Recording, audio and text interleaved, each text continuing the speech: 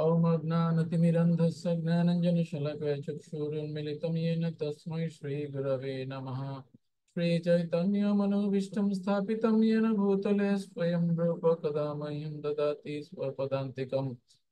वन्देऽहं श्रीगुरु श्रीयतपदकमलं श्रीगुरून् वैष्णवं च श्रीरूपं सग्रजातं सहगण रघुनाथान्वितं तं सजीवम् सद्वैतं सवधूतं परिजनसहितं कृष्ण चैतन्य देवं श्रीराधा कृष्ण पादान सहगण ललिता श्री विशाखान्वितांश्च नमोऽयं विष्णुपादाय कृष्ण पृष्ठाय भूतले श्रीमते भक्तिवेदांत स्वामिनीति नामिने नमस्ते सरस्वती देवे गौरवाणी प्रचारिणे निर्विशेष शून्यवादी पाश्चात्य देशतारिणे नमो भक्ति विनोदाय सच्चिदानंद नामिने गौर शक्ति स्वरूपाय रूपानुगवरायते नमस्ते श्री पुंडरीकाय कृष्ण प्रेम प्रदाय श्री माधवेंद्र सेवकाय महावदन्नाय ते नमो महावदन्नाय कृष्ण प्रेम प्रदायते कृष्णाय कृष्ण चैतन्य नमने गौरत्विषे नमः नित्यानंद नमस्तुभ्यं प्रेमानंद प्रदायिने कलो कर्मशनाशाय पतये नमः। हे कृष्ण करुणा सिंधु दीन बंधु जगतपते गोपेश गोपिका कांतो राधा कांतो नमस्तुते तप्त कांचन गौरंगी राधे वृंदावनेश्वरी वृषभानुसुते देवी प्रणमामि हरिप्रिये वंदे वृंदावन गुरु कृष्ण कमललोचनं बलवि बलभं देवं राधालिंगित विग्रहम् जय श्री कृष्ण चैतन्य प्रभु नित्यानंद श्री अद्वैत गदाधर श्रीवासादि श्री गौर भक्त वृंदा हरे कृष्ण कृष्ण कृष्ण हरे हरे हरे राम राम राम हरे हरे ओम नमो भगवते वासुदेवाय हरि ओम तत्सत् नमोऽयं विष्णुपादाय श्रीमती जयपद।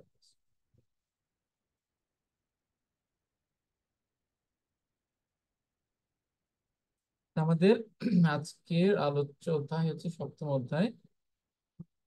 সপ্তম অধ্যায়ের দ্বিতীয় অংশে আপনাদের সকলকে স্বাগত জানাই। বাঞ্ছা কল্পতরুভ্যশ্চ কৃপা সিন্ধুভ্যেব চ পতিতানাং পাবনেভ্যো বৈষ্ণবেভ্যো অনন্ত কোটি বৈষ্ণব ভক্তবৃন্দ কি জয়, শ্রীল প্রভুপাদ কি জয়। আমরা 6 নম্বর শ্লোক পর্যন্ত আলোচনা করেছিলাম, রাইট? এর আগের ক্লাসে 6 নম্বর। আজকে 7 নম্বর শ্লোক থেকে আমরা আলোচনা করব। তা আমরা 6 নম্বর শ্লোকে পেয়েছি কৃষ্ণ বলেছিলেন অর্জুনকে, ইয়তদ ইয়নীনি ভূতানি সর্বানিত্যুপধারয়ঃ অহম কৃৎস্নস্য জগতঃ প্রভব প্রলয়স্তথা।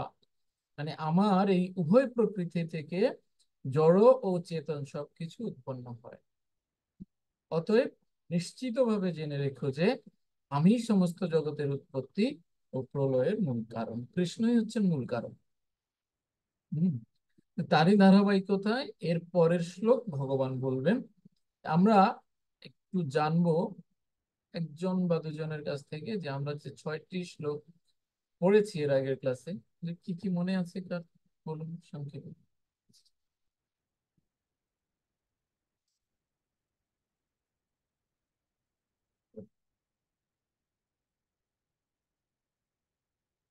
হরে কৃষ্ণ প্রভু, দণ্ডবত প্রণাম। আচ্ছা,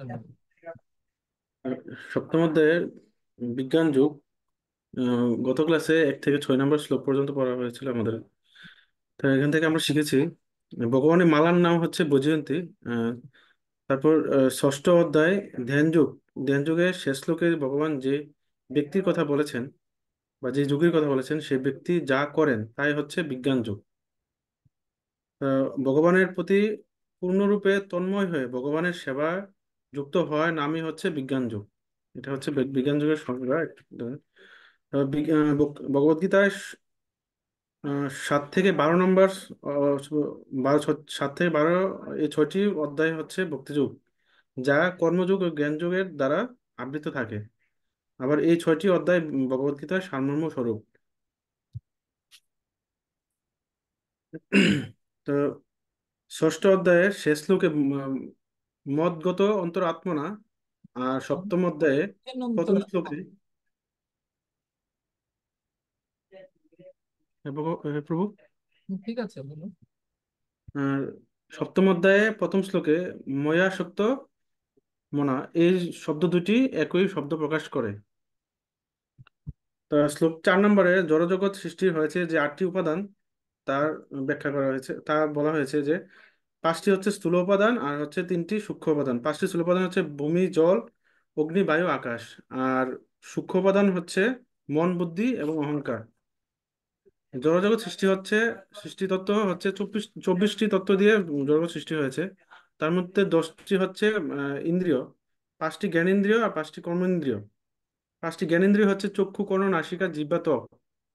আর 5টি কর্মেন্দ্রিয় হচ্ছে বাক, পানি, পাত, উপস্থ, বায়ু। আর তা 5টি হচ্ছে ইন্দ্রিয়ের বিষয়, শব্দ, স্পর্শ, রূপ, রস ও গন্ধ। আর 5টি হচ্ছে মহাতত্ত্ব, ভূমি, জল, অগ্নি, বায়ু, আকাশ। এই হচ্ছে 20টা। 3টি হচ্ছে সূক্ষ্ম উপাদান, মন, বুদ্ধি, অহংকার 23। আর একটা হচ্ছে প্রধান, যা সৃষ্টির আগে অব্যক্ত রূপে ছিল। এর মধ্যে মূল উপাদান হচ্ছে 8টি: ভূমি, জল, অগ্নি, বায়ু, আকাশ, মন, বুদ্ধি, অহংকার। এই 8টি হচ্ছে মূল উপাদান। হরে কৃষ্ণ বল।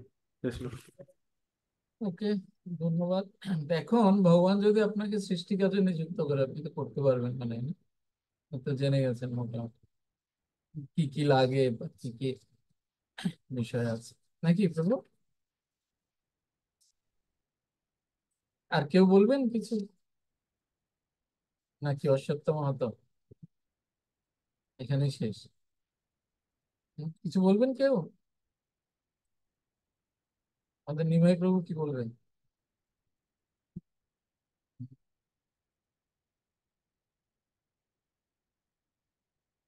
যেমন বিজ্ঞান যোগ কাকে বলে, যেমন আসলে শ্রদ্ধা সহকারে মানে মনগত চিত্তে যা মনগত চিত্তে যিনি আমার বর্ণনা করেন, তিনি বিজ্ঞান যোগ, সেটি হচ্ছে বিজ্ঞান যোগ, সেটিকে বলা হয় বিজ্ঞান যোগ আমাদের আইনে।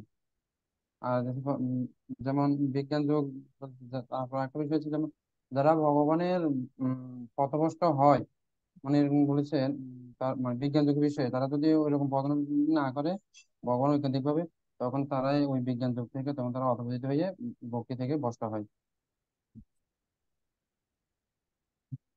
ঠিক তারপর আছে। আবার ভগবানের প্রভু তো এখানে বলে দিতে, ভগবানের একটি মালা আছে, সেই মালার নামটি হচ্ছে বৈজয়ন্তী মালা। ভগবানের ভগবান যে যে একটি মালা। আহ বনফুলের যে মালা পরিধান করেন কৃষ্ণ, হ্যাঁ, হ্যাঁ, এটা বললেন। কৃষ্ণ, হুম? সেটি না। ভগবানের আহ যে বাঁশি, 3টি বাঁশি রয়েছে জানেন তো? 3 ধরনের বাঁশি রয়েছে: মুরারি, বেনু এবং বংশী। বংশী, মুরারি এবং বেনু, 3 ধরনের। আমরা এগুলো এতে পাবো, ভক্তি রসামৃত সিন্ধুতে পাবো সেখানে। এবং ভগবানের ব্যবহৃত প্রত্যেকটা যে উপাদান, এগুলোর এক একটি বৈশিষ্ট্য আছে, এমনি না। এমনি না ভগবানকে একটা কিছু দিয়ে দিলে মনে না, প্রত্যেকটার আহ, মাহাত্ম্য আছে প্রত্যেকটা বিষয়। Okay? তা আমরা 1 নম্বর শ্লোকে দেখেছিলাম যে সমস্ত সংশয় থেকে মুক্ত হয়ে ভগবানকে জানার পূর্ব শর্ত কি? পূর্ব শর্ত কি? শ্রবণ।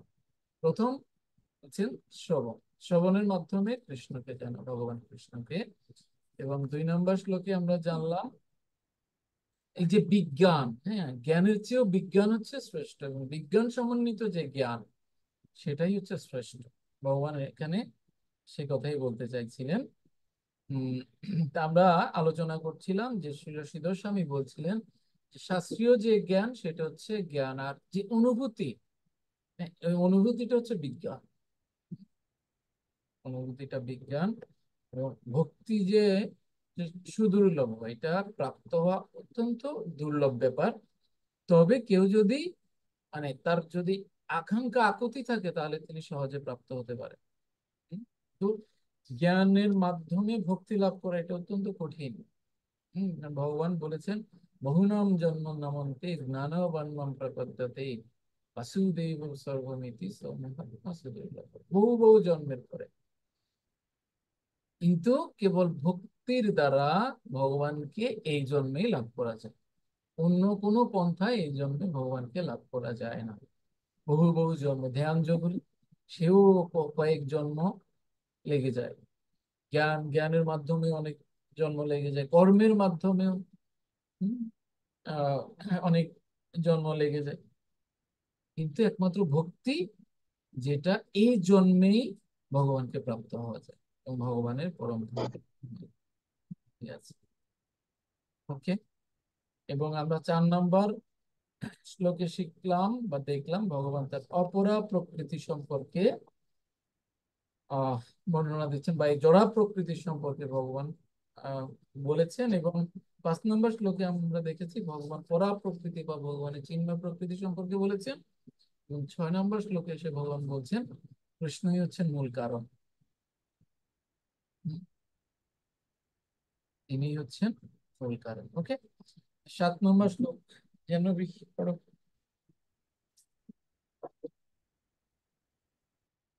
ও, Hare Krishna, श्लोकं 7 मत्तपरातरं नान्यत् किञ्चिदस्ति धनञ्जय मयि सर्वमिदं पुत्रं सूत्रमणिगणा इव। বোত্রম না, প্রতম। মত্ত পরতরম নানিয়ৎ কিঞ্চিদস্তি ধনঞ্জয় ময়ি সর্বমিদং প্রতম সূত্রে মণি গণাইব। অনুবাদ পড়ুন।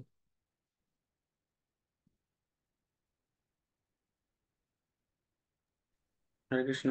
অনুবাদ: হে ধনঞ্জয়, আমার থেকে শ্রেষ্ঠ আর কেউ নেই। সূত্রে যেমন মণিসমূহ গাঁথা থাকে, তেমনি সমস্ত বিশ্বই আমাতে ওতপ্রোতভাবে অবস্থান করে। হরে কৃষ্ণ। এখানে ভগবান একটু উপমা ব্যবহার করেছেন, ভগবান স্বয়ং। হুম, যে সূত্রে মানে সুতার মধ্যে যেরকম মণি সমূহ গেথে মালা তৈরি হয় না, মালা তৈরি, সেরকম এই পুরো বিশ্ব বা সমস্ত বিশ্ব ভগবানের মধ্যে ঠিক সেভাবে থাকে, ওতপ্রোতভাবে জড়িত থাকে। ভগবানের থেকে আলাদা কোনো কিছু নেই। কোনো একটা মণি বা কোনো একটা পুঁথি কি সে মালার থেকে আলাদা হতে পারে? কখনো হতে পারে না। তদ্রূপ এই বিশ্ব সংসারের কোনো কিছু ভগবান থেকে আলাদা হতে পারে না, কোনোভাবেই না। ভগবান সবকিছুর মধ্যে আছেন, ভগবানের মধ্যে সবকিছু আছে। যেমন আমরা যখন বিশ্বরূপ দর্শন জগতে, তখন দেখবো যে ভগবানের মধ্যে সবকিছু আছে। আবার আমরা যদি সৃষ্টি লীলা পড়ি, তখন দেখি যে ভগবান সবকিছুর মধ্যে আছে। তেমন বিষয়টা আমরা বুঝতে পারছি, ভগবানের মধ্যে সবকিছু আছে, আবার ভগবান সবকিছুর মধ্যে আছে। আবার- ঠিক আছে, তাহলে এখানে ভগবান বোঝাতে চাচ্ছেন যে তিনিই হচ্ছেন পরম তত্ত্ব, ভগবানই হচ্ছেন পরম তত্ত্ব। হম, যেহেতু ভগবানের মূল কারণ, তাই সেটা বোঝাতে ভগবান এবার উদাহরণ দিচ্ছেন। কিরকম?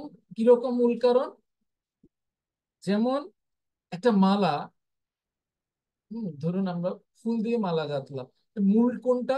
মূল জিনিস কোনটা? সুতা, সূত্র। সে সুতা যদি না থাকে, মালা হবে? মালা হবে, মালা গাঁথাই যাবে না, বা ফুলগুলো একত্রিত থাকবে না। তদ্রূপ এই ভগবান হচ্ছেন সূত্র, যিনি পুরো পৃথিবীকে গেঁথে রেখেছে এই সূত্র। হুম? এটাই ভগবান এখানে বলতে চাইছেন। প্রভুপাদ কি বলছেন? পরম তত্ত্ব সবিশেষ না নির্বিশেষ, এই সম্বন্ধে বহু আলোচিত মতবিভেদ আছে। ভগবত গীতাতে বলা হয়েছে যে পরমেশ্বর ভগবান শ্রীকৃষ্ণই হচ্ছেন পরম তত্ত্ব, এবং প্রতি পদক্ষেপে আমরা সেই সত্যের প্রমাণ পাই। বিশেষ করে এই শ্লোকটিতে পরম তত্ত্ব যে সবিশেষ পুরুষ তা জোর দিয়ে বলা হয়েছে। পরমেশ্বর ভগবানের সবিশেষত্ব সম্বন্ধে ব্রহ্ম সংহিতাতেও বলা হয়েছে, ঈশ্বর পরম কৃষ্ণ সচ্চিদানন্দ বিগ্রহ অনাদির আদি গোবিন্দ সর্বকাল। অর্থাৎ পরম তত্ত্ব পরম পুরুষ ভগবান হচ্ছেন শ্রীকৃষ্ণ, তিনিই হচ্ছেন সমস্ত আনন্দের উৎস, তিনিই হচ্ছেন আদি পুরুষ গোবিন্দ, এবং তার শ্রী বিগ্রহ হচ্ছেন সৎ, চিৎ এবং আনন্দময়। ব্রহ্মার মতো মহাজনদের কাছ থেকে যখন আমরা নিঃসন্দেহে জানতে পারি যে পরম তত্ত্ব হচ্ছেন পরম পুরুষ এবং তিনি হচ্ছেন সর্বকারণের পরম কারণ, তখন আর তার সম্বন্ধে কোনো সন্দেহ থাকে না। নির্বিশেষবাদীরা অবশ্য বৈদিক ভাষ্য মতে শ্বেতাশ্বেতার উপনিষদে এই শ্লোকটি উল্লেখ করে তর্ক করেন। তত যদুত্তরতরম তদরূপমনাময়ম এতদ বিদুর মৃতাস্তে ভবন্ত্যথেতরে দুঃখমিবা পিয়ন্তি। এই জড় জগতে ব্রহ্মা হচ্ছেন প্রথম জীব, সুর ও অসুর ও মানুষের মধ্যে তিনি হচ্ছেন শ্রেষ্ঠ। তো ব্রহ্মার ঊর্ধ্বে অপ্রাকৃত তত্ত্ব বর্তমান আছে, ব্রহ্মার ঊর্ধ্বে তিনি। তাহলে বিভিন্ন উপনিষদ, পুরাণ, সমস্ত কিছুতে ভগবানকে তিনি যে পরম সে কথা স্বীকার করে গেছেন। সমস্ত বৈদিক শাস্ত্র ভগবানকে পরম বলে উল্লেখ করেছেন। শ্রীমদ্ ভাগবতেও আহ এই সত্যকে প্রতিষ্ঠিত করা হয়েছে। হুম? যে শ্রীমদ্ ভাগবতমের প্রথম স্কন্ধের 3য় অধ্যায়ের 28 নম্বর শ্লোক সম্ভবত, এতে চাংশকলা কৃষ্ণস্তু ভগবান স্বয়ং। কৃষ্ণ হচ্ছেন স্বয়ং ভগবান। ইন্দ্রারি বেকুলম লোক মৃড়য়ন্তি যোগে। তিনি হচ্ছেন স্বয়ং ভগবান পরম পুরুষ। বাকি সব হচ্ছে তার অংশ, কলা বা অংশাংশ বা বিভিন্নাংশ। তিনি হচ্ছেন স্বয়ং ভগবান। প্রত্যেকটি শাস্ত্রে ভগবানকে পরম পুরুষোত্তম বা পরম পুরুষ বলে উল্লেখ করা হয়েছে। তিনি হচ্ছেন কি সমস্ত অজ্ঞানতার অতীত বা অন্ধকারের অতীত। কৃষ্ণ সূর্য সম মায়া, যদিও এটা পাওয়া উচিত ছিল সূর্য কৃষ্ণ সম, কারণ মানে কৃষ্ণ তো কৃষ্ণই।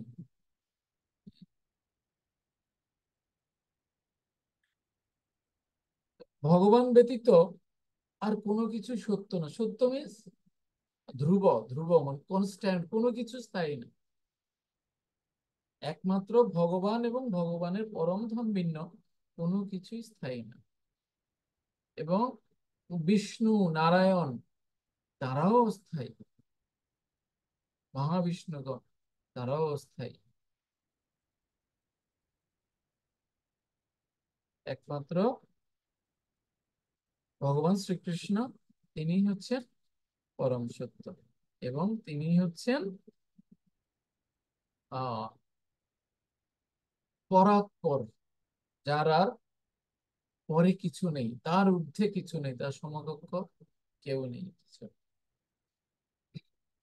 তিনি বলা হচ্ছে যে তিনি এই যে একটা পদার্থ, সেটা যে কোনো কিছু হতে পারে, পদার্থ গঠিত হয় অণু, তার চেয়ে ছোট হচ্ছে পরমাণু, আবার পরমাণুকে ভাঙলে ইলেকট্রন, প্রোটন, নিউট্রন, হ্যাঁ, তিনটা জিনিস পাওয়া যায়, ইলেকট্রন, প্রোটন এবং নিউট্রন। সেই ভগবান এই পরমাণুর মধ্যেও থাকেন তিনি। যেমন অ্যামিবা, আমরা জানি অ্যামিবা এককোষী প্রাণী, আমরা পড়েছি না, স্কুল স্কুল লেভেলে পড়েছিলাম। এককোষী প্রাণী, একটাই কোষ তার। সেই অ্যামিবার মধ্যেও ভগবান রয়েছে। একটা কোষ কতটুকু, কত ছোট, যেটা খালি চোখে দেখাও যায় না। সেই অ্যামিবার মধ্যেও ভগবান রয়েছে। আবার সাগরের যে দানব নীলতিমি, তার মধ্যেও ভগবান রয়েছে। ভগবান ক্ষুদ্রতম, তার চেয়ে ক্ষুদ্র আর কেউ হতে পারে না। আবার তিনি বৃহত্তম, তার চেয়ে বৃহৎ কেউ হতে পারে না। আমরা মানে ভগবান সম্পর্কে আমরা কি কল্পনা করতে পারি? কেউ ঠিক আছে হয়তো অনেক বৃহৎ হতে পারে, বা কেউ অনেক ক্ষুদ্র হতে পারে, কিন্তু ভগবান সবকিছু।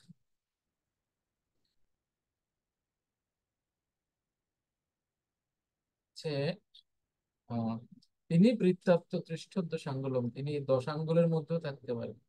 আমাদের এই 10 আঙ্গুলের মধ্যে তিনি বিরাজ করতে পারেন।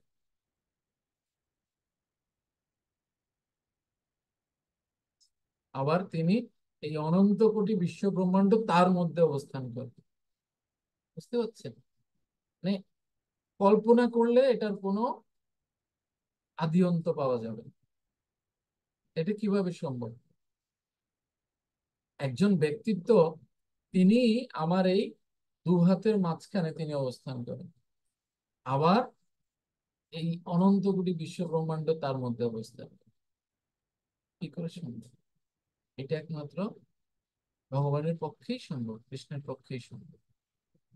সুতরাং তার বিষয়ে বুঝতে গেলে, জানতে গেলে কোনো মনোধর্মী জল্পনা কল্পনা বা জ্ঞানের দ্বারা জানা সম্ভব না। ভগবানের বিষয়ে জানতে গেলে মনোধর্মী জল্পনা কল্পনা বা জ্ঞানের মাধ্যমে কখনোই জানা সম্ভব না। কিভাবে জানতে হবে? ভগবানকে জানতে গেলে কিভাবে জানা সম্ভব? ভগবানকে কিভাবে জানতে পারি আমরা? বলুন, কেউ একজন কিভাবে জানতে পারি?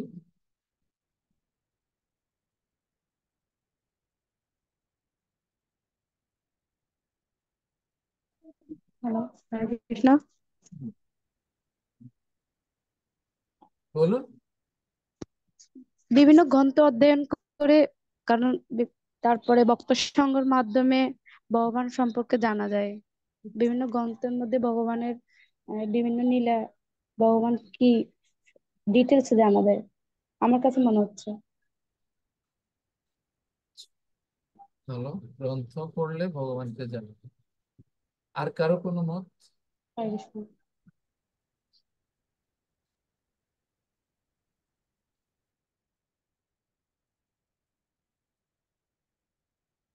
মহানন্দ প্রভু। হরে কৃষ্ণ। হুম। হরে কৃষ্ণ প্রভু, শোনা যাচ্ছে? হ্যাঁ, বলুন, শুনতে পাচ্ছি তো। ভিডিও প্রভু শোনা যাচ্ছে কি? হরে কৃষ্ণ। ভিডিও অফ কর। আমি শুনতে পাচ্ছি, কিন্তু প্রভু আপনি শুনতে আমরা কোথায়? হ্যাঁ, বলুন। প্রভু আসলে শ্রীমদ্ ভগবদ গীতার 18 অধ্যায়ের 54 নম্বর শ্লোকে ভগবান এই বিষয় বলেছেন যে ভক্তামাম অভিজানাতি যাবান যচস্মি তত্ত্বত ততমাম তত্ত্বত জ্ঞাতা ভজতে তদ অনন্তম। অর্থাৎ কেবলমাত্র ভক্তির দ্বারাই আমি সর্বত যেরূপ সেরূপ আমাকে জানতে পারা যায়। তার মানে ভক্তির মাধ্যমে আমরা ভগবানকে জানতে পারি। হুম, সেটা ঠিক আছে, কিন্তু ভক্তি থাকলেই কি ভগবানকে জানা সম্ভব? কৃপা কৃপা। ভক্তি থাকলে ভগবানকে জানা যায়, ঠিক আছে, কিন্তু ভক্তি থাকলেই কি সম্ভব? প্রভু আবার এখানে মুন্ডক উপনিষদে আর একটা বলেছে, মুন্ডক উপনিষদে হুম। সেখানে ভগবান বলছেন যে মানে একমাত্র যদি ভগবানের বিশেষ কৃপা হয় তাহলে ভগবানের বিশেষ কৃপার ফলেই কেবলমাত্র উম ভগবানকে জানা যায়।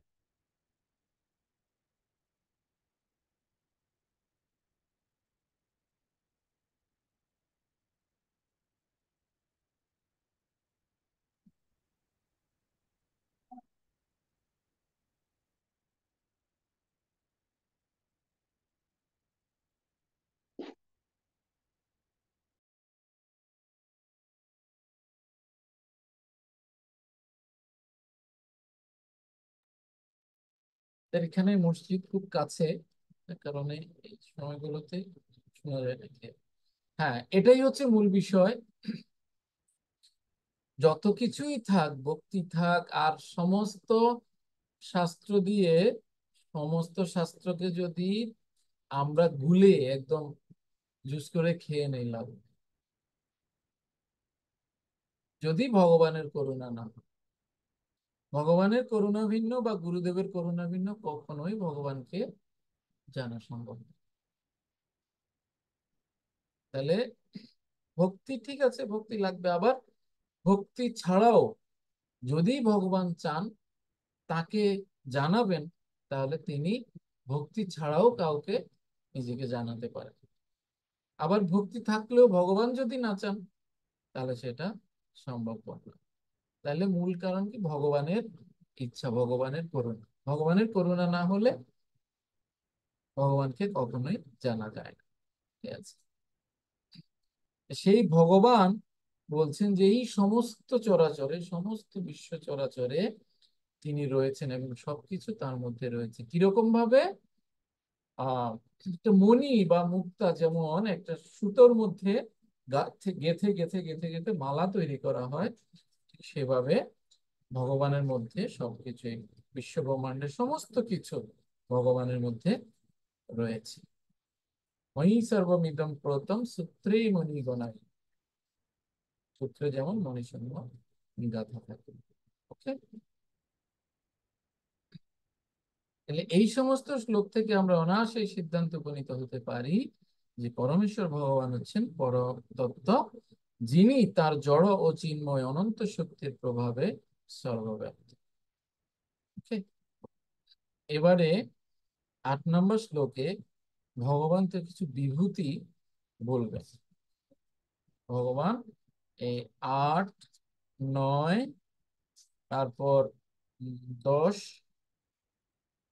11, 12 এই কটা শ্লোকে ভগবানের বিভূতির কিছু অংশ, সামান্য অংশ ভগবান এখানে বলবেন। তা আমরা আগেই আলোচনা করেছি কেন বিভূতি বলতে হয়েছে ভগবানকে, এবং বিভূতি যোগ নামক একটা অধ্যায়ই আছে, 10ম অধ্যায় বিভূতি যোগ। কেন বিভূতি বলতে হয়েছে? বিভূতি বলার এক উম, একটা উদ্দেশ্য হচ্ছে যে আমরা যাতে ভগবানের দিকে আকর্ষিত হই। হুম? এজন্য যেমন এই যে এ, সাম্প্রতিক সময়ে দেখুন যে ঘটনাটা, আহ ডক্টর ইউনূস আমরা জানি তিনি নোবেল বিজয়ী। তো বাংলাদেশের মানুষ কিন্তু এভাবে কখনো তার পেছনে ঘুরেনি, ঠিক কি না? এখন যেই উনি ক্ষমতা পেয়েছেন, সবাই জানে যে উনি এখন বাংলাদেশের যে আহ তত্ত্বাবধায়ক সরকার তার প্রধান উপদেষ্টা। এখন অনেকে এসে তার সাথে ভিড় করেছেন, ঠিক কি না, বা তাকে সম্মান করছেন। এখন কেউ ধরুন জানে না, হ্যাঁ, একজন পাগল, সে জানে না, তাহলে তার কাছে প্রধান উপদেষ্টাই কি আর সাধারণ ইউনিভার্সিটি। এখন এই আমরা যদি এই জাগতিক ভাষায় বলি তাহলে ডক্টর ইউনূসের এখন বিভূতি কি? তিনি হচ্ছেন বাংলাদেশের, মানে সমগ্র বাংলাদেশের সবচেয়ে ক্ষমতাধর ব্যক্তি ধরুন এখন এই মুহূর্তে। তার মানে দেখবেন অনেকে ওনার সাথে গিয়ে দেখা করবেন, কথা বলবেন, বা ওনার প্রিয় পাত্র হতে চাইবেন, ওনার সেবা করতে চাইবেন, ঠিক কিনা? বিষয়টা হচ্ছে এরকম। তাহলে এই বিভূতি বা ভগবানের যে ঐশ্বর্যগুলো, এই ঐশ্বর্যগুলো জানানোর জন্য ভগবান প্রচেষ্টা করছেন, কেননা আমরা যাতে জেনে ভগবানের সঙ্গ করার জন্য আমাদের প্রবৃত্তি হয়, বা ভগবানের সেবা করার জন্য বা ভগবানকে প্রপত্তি করার জন্য আমাদের প্রবৃত্তি হয়। ঠিক আছে, 8 নম্বর শ্লোক পড়ো। হরে কৃষ্ণ। রসোহামপ্সু কৌন্তেয় প্রভাস্মি শশি সূর্যয় প্রাণাব সর্ববেদেষু শব্দখে পৌরশমনিষু। শশী সূর্যয়, অনুবাদ পড়ুন নিমাই পড়ুন।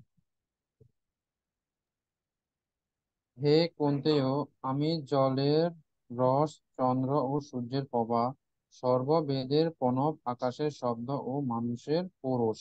হম, হে কুন্তীয়, আমি জলের রস।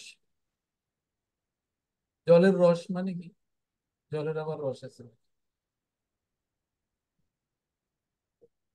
আমরা মাঝে মাঝে দুষ্টুমি করে বলি না, আরে জলগুলো প্রচন্ড ভিজা, বলি না এরকম? ওই ভেজাটাই হচ্ছে রস। জল মানে কিসের দ্বারা তৈরি? যারা সায়েন্স পড়েছেন তারা জানেন, হাইড্রোজেন এবং অক্সিজেনের দ্বারা তৈরি। H2O, 2 অণু হাইড্রোজেন এবং 1 অণু অক্সিজেন মিলে জল তৈরি হয়, H2O।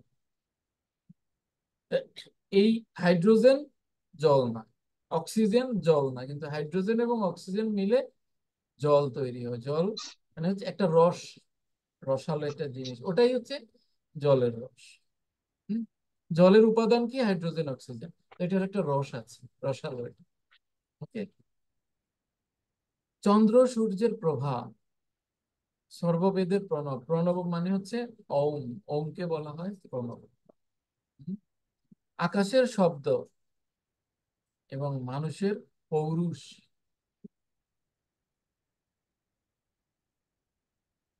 মানে যা কিছু শ্রেষ্ঠ সবকিছুই ভগবান স্বয়ং। যা কিছু শ্রেষ্ঠ তাহাই ভগবানের প্রতিনিধিত্ব করে। আবার বলা যাবে না যে হিটলার তো হচ্ছে শ্রেষ্ঠ, তাহলে হিটলারও কি ভগবানের প্রতিনিধিত্ব করে না?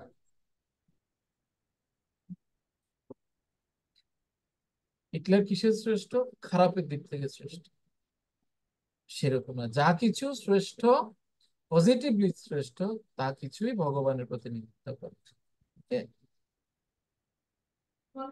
জগতের স্থিতির কারণ এই 8 থেকে 12 নম্বর এই 5টি শ্লোকে ভগবান বলছেন, অর্থাৎ এই জগতের স্থিতির পেছনে কারণ কি, এই জগৎ যে স্থির অবস্থায় আছে এর কারণ কি, ভগবান যে এই জগতে স্থিত আছেন তারই বা কারণ কি। হুম এই শ্লোকে বর্ণনা করা হয়েছে কিভাবে ভগবান তার বিভিন্ন জড়শক্তি ও চিৎ শক্তির দ্বারা সর্বত্র পরিব্যাপ্ত। ভগবান সম্বন্ধে জানতে সচেষ্ট হলে প্রথমে তার বিভিন্ন শক্তির প্রকাশের মাধ্যমে তাকে অনুভব করা যায়। তবে এই স্তরের যে ভগবত উপলব্ধি তার নির্বিশেষ, যেমন সূর্যদেব হচ্ছেন একজন পুরুষ এবং তাকে উপলব্ধি করা যায় তার সর্বব্যাপক শক্তি তার কিরণের মাধ্যমে, তেমনই পরমেশ্বর ভগবান যদিও তার নিত্যধামে বিরাজমান, তবুও তার সর্বব্যাপক শক্তির প্রকাশের মাধ্যমে তার অস্তিত্ব উপলব্ধি করা যায়। জলের স্বাভাবিক স্বাদ হচ্ছে জলের একটি সক্রিয় ধর্ম। আমরা কেউ সমুদ্রের জল পান করতে চাই না, তার কারণ সেখানে বিশুদ্ধ জলের সাথে লবণ মেশানো হয়েছে। আস্বাদনের শুদ্ধতার জন্য জলের প্রতি আমাদের আকর্ষণ, এবং এই শুদ্ধ আস্বাদন ভগবানের অনন্ত শক্তির একটা অভিপ্রকাশ। সূর্য ও চন্দ্রের রশ্মিচ্ছটা মূলত ভগবানের দেহ নির্গত নির্বিশেষ ব্রহ্মজ্যোতি থেকে প্রকাশিত। সূর্য এবং চন্দ্রের যে কিরণ বা রশ্মি, সেটা হচ্ছে নির্বিশেষ ব্রহ্মজ্যোতি থেকে প্রকাশিত ভগবানের দেহ নির্গত যে রশ্মিচ্ছটা। প্রণব বা ওঙ্কার মন্ত্র ভগবানের থেকে প্রকাশিত হয়েছে। ওঙ্কার মানে, এটার উচ্চারণ কি? ওঙ্কার।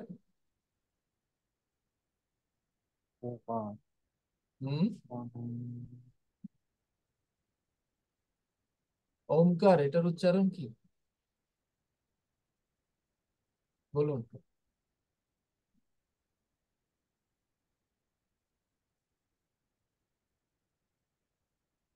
এর আগে কি আমরা আলোচনা করেছিলাম এটা?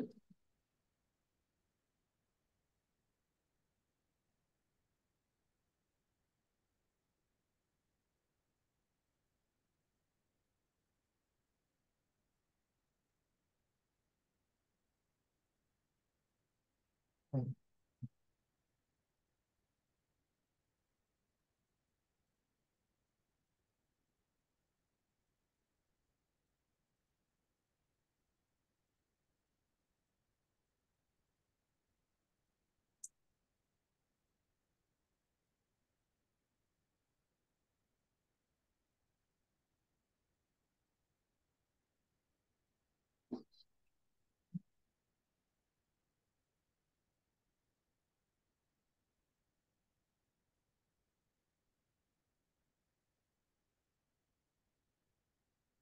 ওম, অ, ও, মা, ওম।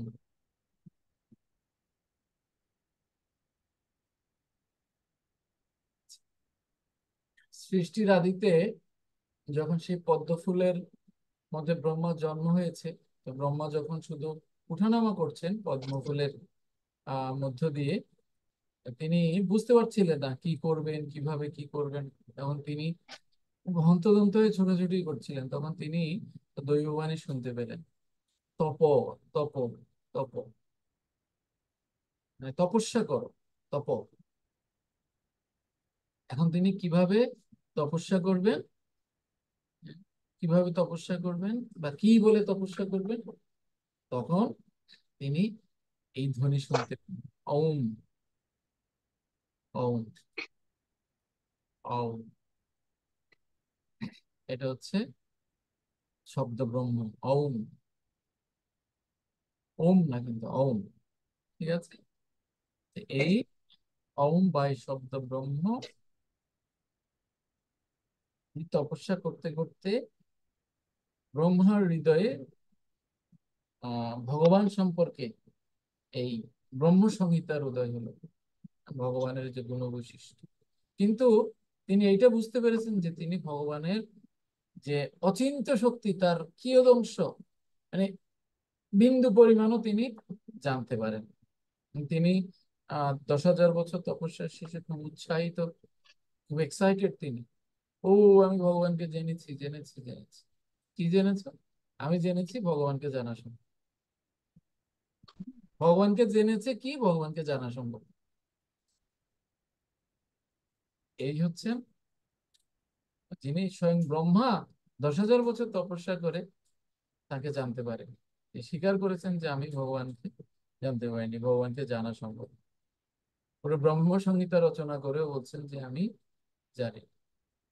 আমরা মানে আমরা যারা মূর্খরা রয়েছি, তারা 10 মিনিট ভগবান সম্পর্কে আলোচনা শুনে বা আলোচনা করে ও জানি জানি জানি।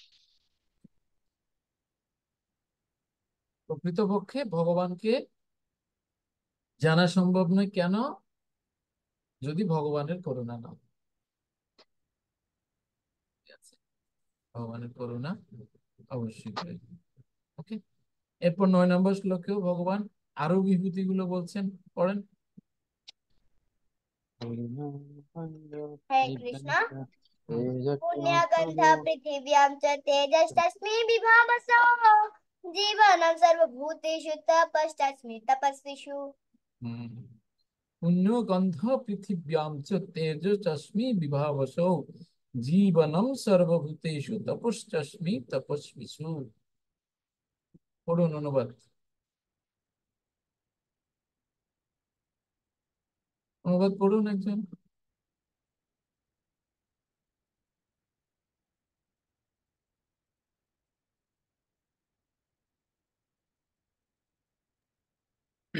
হরে কৃষ্ণ।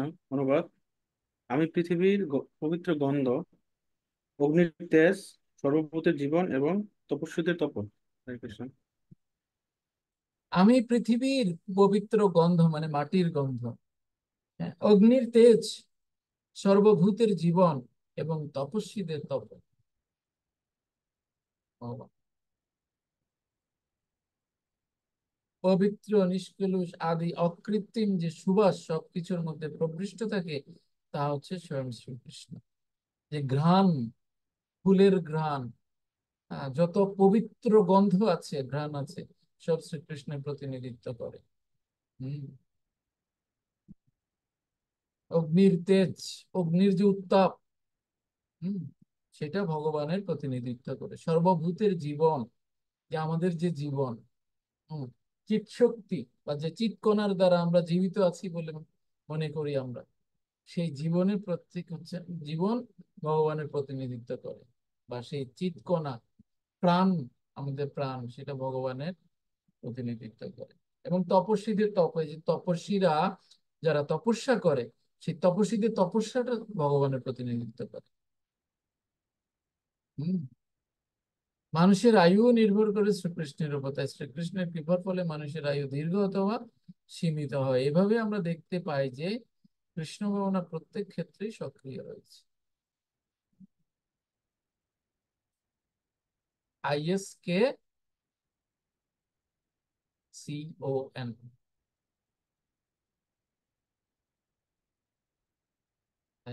ইজ, কেসি মানে হচ্ছে Krishna consciousness, is Krishna consciousness on, বলুন, কৃষ্ণ কনসাসনেস কি চালু রয়েছে? Is Krishna consciousness on, yes. এখানে প্রপাত বলছেন কৃষ্ণ ভাবনা প্রত্যেক ক্ষেত্রেই সক্রিয় রয়েছে। And that's why our society is called ISKCON. এই কৃষ্ণ ভাবনা সব সময়ের জন্য সক্রিয়। একটা প্রশ্ন আসবে, কৃষ্ণ ভাবনা প্রমাণ করেন যে কৃষ্ণ ভাবনা সর্বক্ষেত্রেই সক্রিয় রয়েছে। ঠিক আছে, তার উত্তর আপনারা এখানে পাবেন। এখন আপনাদেরকে প্রমাণ করতে হবে যে কৃষ্ণ ভাবনা সক্রিয় রয়েছে। আপনারা কতজন আছেন? 13 জন, আরো 11 জন না? 11 জন, আর মহানন্দ প্রভু আর মাতা রয়েছে, মানে 12 জন। আর এখানে একটা শঙ্কও ক্লাস করছে আমাদের সাথে, নাকি? নিমাই প্রভু, আমাদের কীর্তন আনন্দ প্রভু কই আছে? আচ্ছা, আমি উম আপনাদেরকে 3টে গ্রুপ করে দিচ্ছি, ঠিক আছে? 3টা গ্রুপ করে দিচ্ছি। এই গ্রুপে গিয়ে আপনারা পরস্পর আলোচনা করবেন, এবং এই কৃষ্ণ ভাবনা যে সব সময় সক্রিয় বা সর্বক্ষেত্রেই যে সক্রিয়, আপনারা এটা প্রমাণ করবেন। সময় থাকবে খুব বেশি না, বেশি লাগবে না, 10 মিনিট। আহ, হ্যাঁ, 10 মিনিট সময় থাকবে। এই 10 মিনিটে আপনারা পরস্পর আলোচনা করে প্রমাণ করবেন যে কৃষ্ণ ভাবনা সর্বদা সবসময় সক্রিয়। মানে কি কি দেখে মনে হয় যে কৃষ্ণ ভাবনা সবসময় সক্রিয়? কিভাবে আমরা বুঝবো যে কৃষ্ণ ভাবনা সবসময় সক্রিয়? যে আপনাদের এই 4 জন বা 5 জন যারাই থাকেন, তাদের মধ্য থেকে একজন সেটা লিখবেন সুন্দর। এই বেরিয়ে গেল কে? বেরিয়ে গেল কে?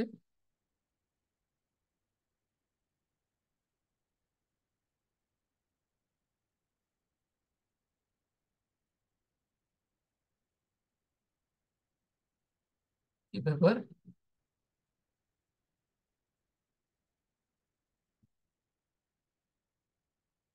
হম, চিত্তানন্দ প্রভু বেরিয়ে গেছে না?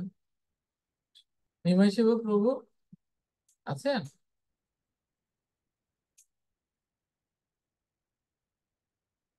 ওকে, যাই হোক, আপনারা আলোচনা করে বের করবেন। ইলেকট্রিসিটি লোডশেডিং শুরু হয়েছে মানে। আচ্ছা, যাই হোক, কীর্তনানন্দ প্রভুকে বলুন আপনার সাথে বসার জন্য।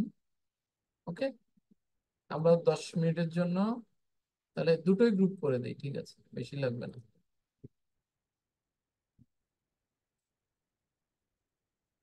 5 জন 5 জন করে, ভালো।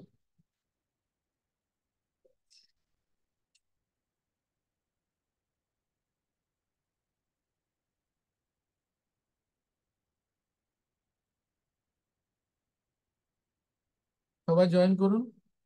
বুঝতে পেরেছেন তো কি আলোচনা করবেন? দুটো গ্রুপ আছে, দুটো গ্রুপেই করুন। কৃষ্ণ ভাবনা সর্বক্ষেত্রেই সক্রিয়, এটা প্রমাণ করবেন আপনি, যা আপনারা চোখে দেখেন, কানে শোনেন, সে সমস্ত কিছু দিয়ে। আর এই 9 নাম্বার শ্লোক পড়েও আপনারা হেল্প নিতে পারেন।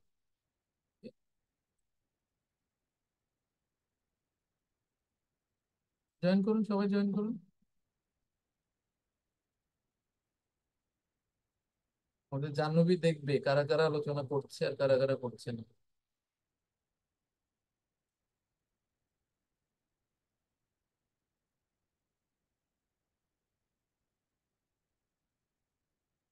প্রভু জয়েন করুন, প্লাবন প্রভু,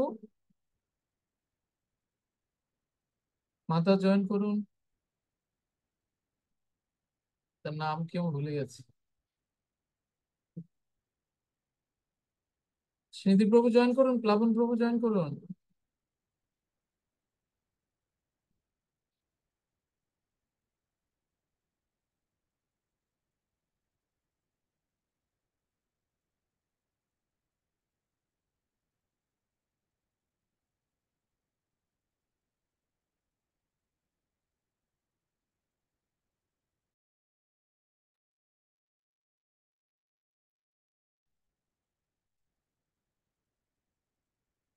হরে কৃষ্ণ। আমাদের আলোচনা হয়েছে।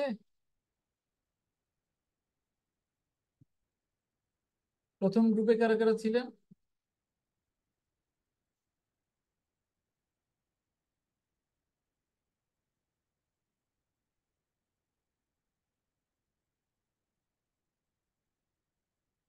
বিথি মাতা, বাবুল প্রভু, চিরঞ্জীবী প্রভু, কীর্তনানন্দ প্রভু, নিমাই প্রভু, এবং মাতার নাম কি যেন ভুলে গেছি। হম, বাকিরা কই? হাত তুলুন সবাই।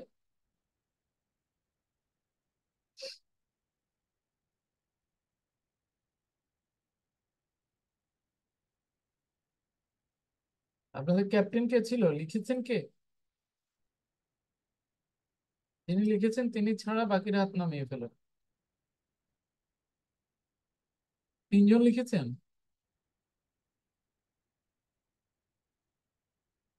কৃষ্ণ, একজনকে লিখতে বলেছিলাম, কয়জন লিখেছেন আপনারা? দুজনের হাত তোলা কেন? হ্যাঁ, বলুন কি লিখেছেন। হরে কৃষ্ণ। হুম, প্রণাম প্রভু। হুম, প্রভু, আমরা সচরাচর যা দেখি, অগ্নি ছাড়া কলকারখানা চলে না, রান্না করা যায় না, অর্থাৎ অগ্নি ছাড়া কোনো কাজই করা যায় না। আর তার মূলে মানে কৃষ্ণ ভগবান, সেটাই। তারপরে আমরা আরেকটা জিনিস পাইছি, বাতাসের যে গন্ধ, বাতাসের গন্ধ যেমন আমরা অনুভব করি থাকি, যে অক্সিজেন আছে, তার মূল যে ভগবান। তারপরে মানুষের আয়ু, আমাদের মানুষের আয়ুর যেমন নির্ভর করে, তাও ভগবানের কৃপা।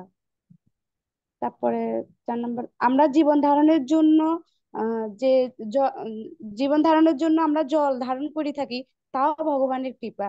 আর সর্বোপরি আমার মানে আমাদের এই বিশ্ব ব্রহ্মাণ্ড সৃষ্টি করছে যখন আমরা আদিতে চলে যাই, তার মূল যে ভগবানের কৃপা। আহ এভাবে মানে একেও বোঝা যায়।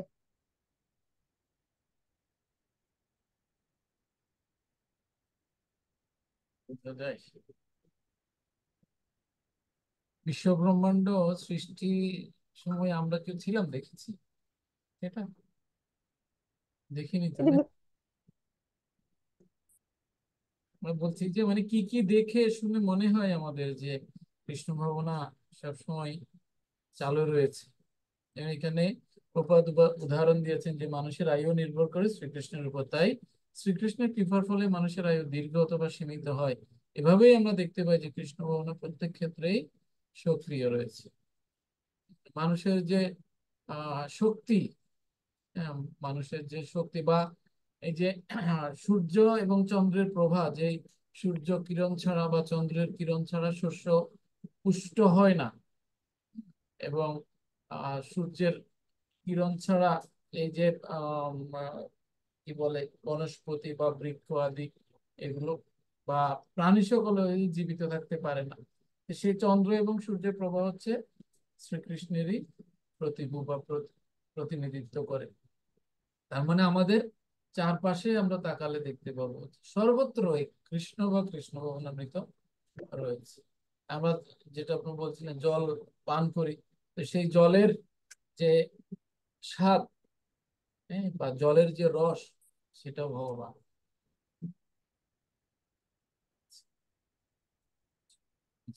ওকে, এবারে দ্বিতীয় গ্রুপ। হরে কৃষ্ণ প্রভু।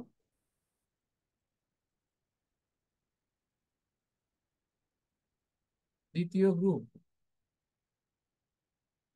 আপনি হাত তুলেছেন কেন? দ্বিতীয় গ্রুপে কে ছিলেন? প্লাবন প্রভু, মহানন্দ নিমাই প্রভু, মাধবী শ্যাম সেবিকা মাতা, শ্রীন্দ্র প্রভু, সৌম্য শ্যাম প্রভু।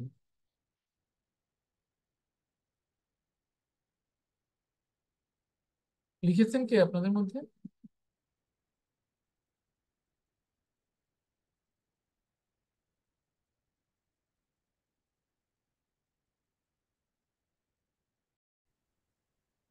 ওকে,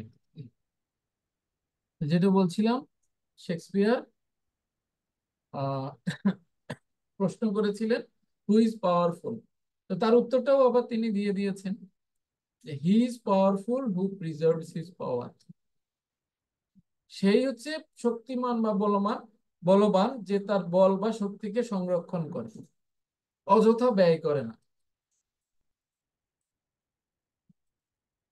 প্রকৃত সময়ের জন্য যিনি তার শক্তি বা বলকে সংরক্ষণ করেন, তিনি হচ্ছেন প্রকৃত বলবান বা শক্তিমান।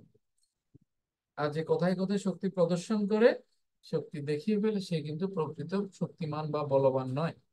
ওকে, সেটা হনুমান ভীমকে বলেছিল যে এই বলবানের প্রকৃত বল হচ্ছে কাম এবং রাগ রাগ বিবর্জিত বল। এবং ধর্মের অবিরোধী কামরূপে আমি প্রাণীগণের মধ্যে বিরাজমান। ধর্মের অবিরোধী কাম মানে ভগবানের প্রতি যে কামনা, কৃষ্ণের রূপের প্রতি যে কামনা বা কৃষ্ণ সেবার জন্য যে কামনা, ধর্মের সাথে যেই কামের কোনো বিরোধ নেই ধর্মের সাথে, হ্যাঁ, সেই কাম হচ্ছে ভগবানের মধ্যে, ভগবান সেই কাম রূপে প্রাণীদের মধ্যে বিরাজ করেছে। 12 নম্বর,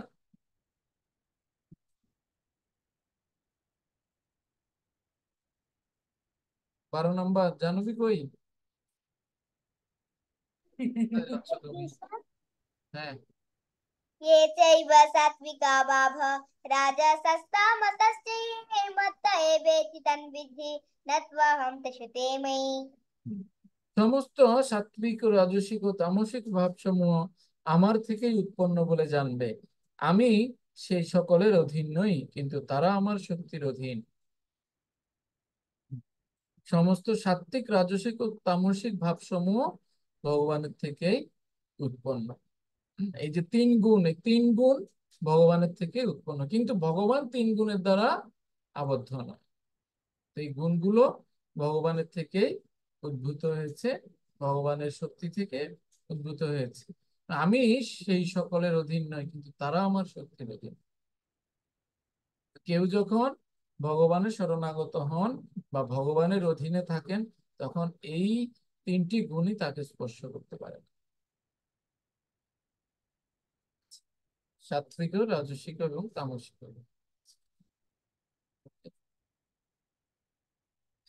আমরা এটা পাবো গুণত্রয় বিভাগ যোগ। গুণত্রয় বিভাগ যোগে আমরা এই গুণসমূহ সম্পর্কে বিস্তারিত আলোচনা পাবো, এবং এই 3টি গুণের বিভিন্ন, যেমন শ্রদ্ধা, শ্রদ্ধাও এই 3 গুণের দ্বারা আহ নিয়ন্ত্রিত হয়। দান এই গুণের দ্বারা নিয়ন্ত্রিত হয়। হ্যাঁ, এই 3টা গুণের দ্বারা অনেক কিছু, যে এই 3টি গুণের দ্বারা যেগুলি নিয়ন্ত্রিত হয়, তা আমরা সেগুলি সম্পর্কেও বিস্তারিত জানতে পারবো। কিন্তু এই 3 গুণের উপরে আরেকটা গুণ রয়েছে, যেটা হচ্ছে শুদ্ধ সত্য গুণ বা গুণাতীত স্তর, যেই স্তরে ভগবান বিরাজ করেন সর্বদা। গুণাতীত স্তর, এই 3টা গুণের অতীত, বা সেটাকে শুদ্ধ সত্য স্তরও বলা হয়। এই সেটা সত্য গুণের ঊর্ধ্বে। মোটামুটি সত্যগুণ, তার নিচে রজগুণ, তার নিচে তমগুণ, আবার সত্যগুণের ঊর্ধ্বে হচ্ছে, মানে সর্ব ঊর্ধ্বে হচ্ছে শুদ্ধ সত্যগুণ। ওকে,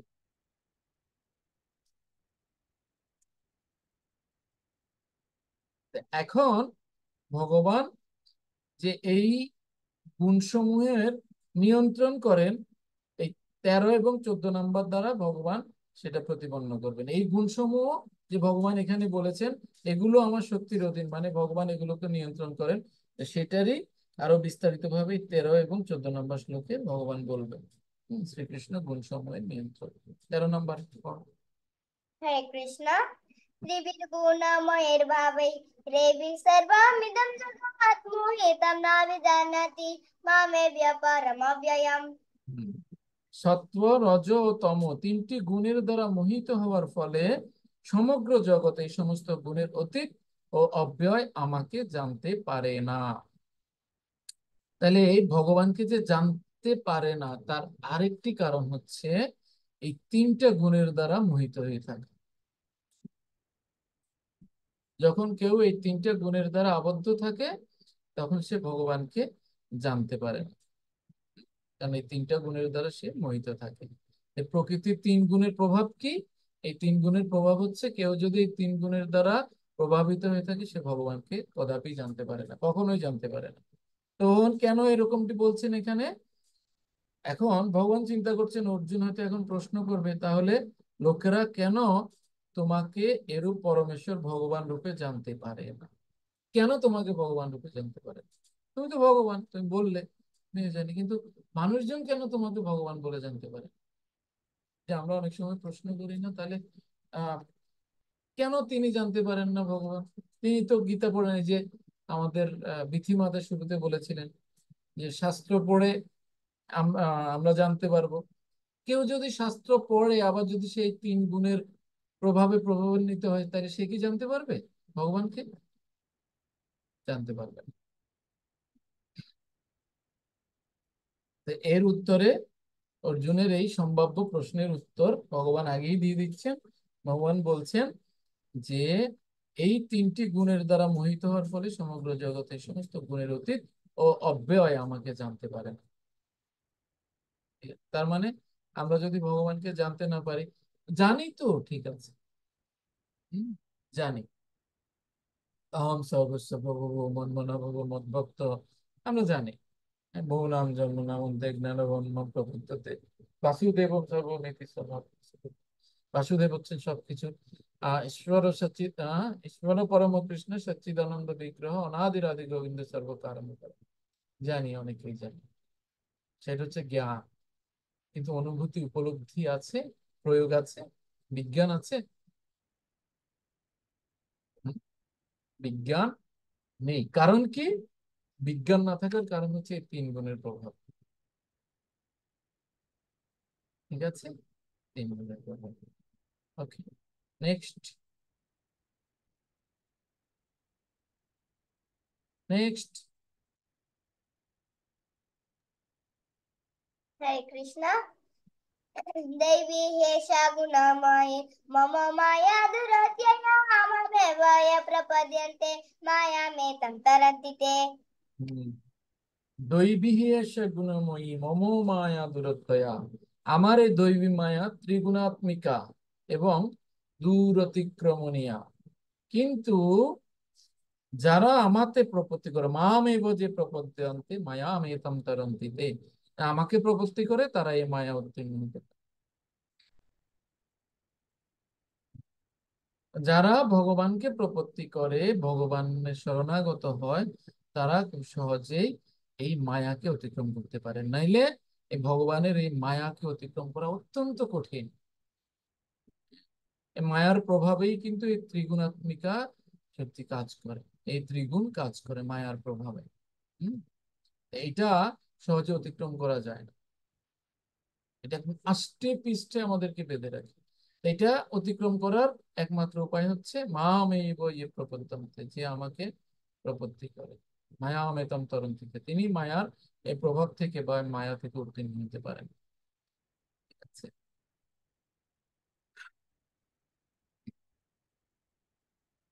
মাম এব কথাগুলি তাৎপর্যপূর্ণ। মাম মানে শ্রীকৃষ্ণকে বা বিষ্ণুকে বোঝায়, ব্রহ্মা কিংবা শিব নয়। যদিও ব্রহ্মা এবং শিব অসীম শক্তি সম্পন্ন এবং তারা প্রায় বিষ্ণুর সমকক্ষ, কিন্তু ভগবানের এই রজগুণ ও তমগুণের গুণাবতারেরা কখনো জীবকে মায়ার বন্ধন থেকে মুক্ত করতে পারে না। বিষ্ণু হচ্ছেন ভগবানের সত্যগুণের অবতার, ব্রহ্মা হচ্ছেন রজগুণের অবতার এবং শিব হচ্ছেন তমগুণের অবতার। এই ব্রহ্মা বিষ্ণু শিব ভগবানের এই তিন গুণের প্রতিনিধিত্ব করে, তিন গুণের অবতার। ঠিক আছে?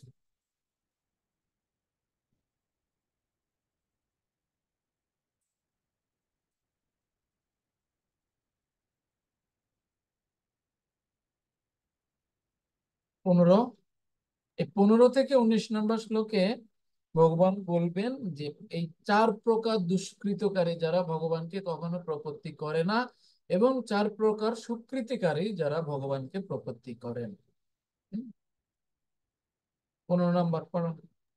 हरे कृष्ण।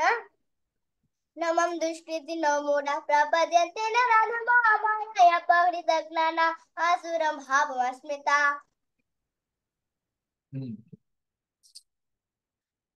মূঢ় নরাধম মায়ার দ্বারা যাদের জ্ঞান অপহৃত হয়েছে এবং যারা আসুরিক ভাব সম্পন্ন, সেই সমস্ত দুষ্কৃতকারীরা কখনো আমার শরণাগত হয় না। দুষ্কৃত নহ মানে দুঃ, দুঃ মানে হচ্ছে দুষ্ট, কৃতি মানে হচ্ছে যারা পণ্ডিত, দুষ্ট পণ্ডিত। এই দুষ্কৃতি মানে হচ্ছে দুষ্ট পণ্ডিত। এজন্য বলে না যারা মানে শিক্ষিত কিন্তু অভদ্র, তারা খুব মারাত্মক। মানে অশিক্ষিত অভদ্র হচ্ছে, শিক্ষিত অভদ্ররা মারাত্মক। হ্যাঁ, তো তদ্রূপ দুষ্ট পণ্ডিত যারা,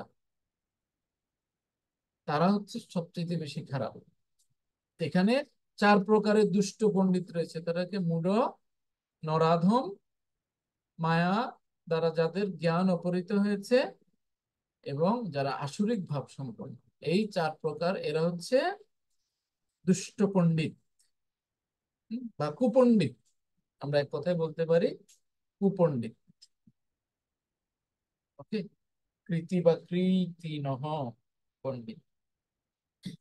তো ভগবান কেন এইরূপ শ্লোক বলছেন? কারণ ভগবান হয়তো আশঙ্কা করছেন এখন, যে অর্জুন যদি প্রশ্ন করে, যদি তোমাতে শরণগত ব্যক্তি মায়া থেকে উত্তীর্ণ হয়, যারা তোমাকে স্মরণ করে তারাই যদি মায়া থেকে উত্তীর্ণ হবে, তবে পণ্ডিতগণও কেউ কেন তোমার শরণাগত হয় না?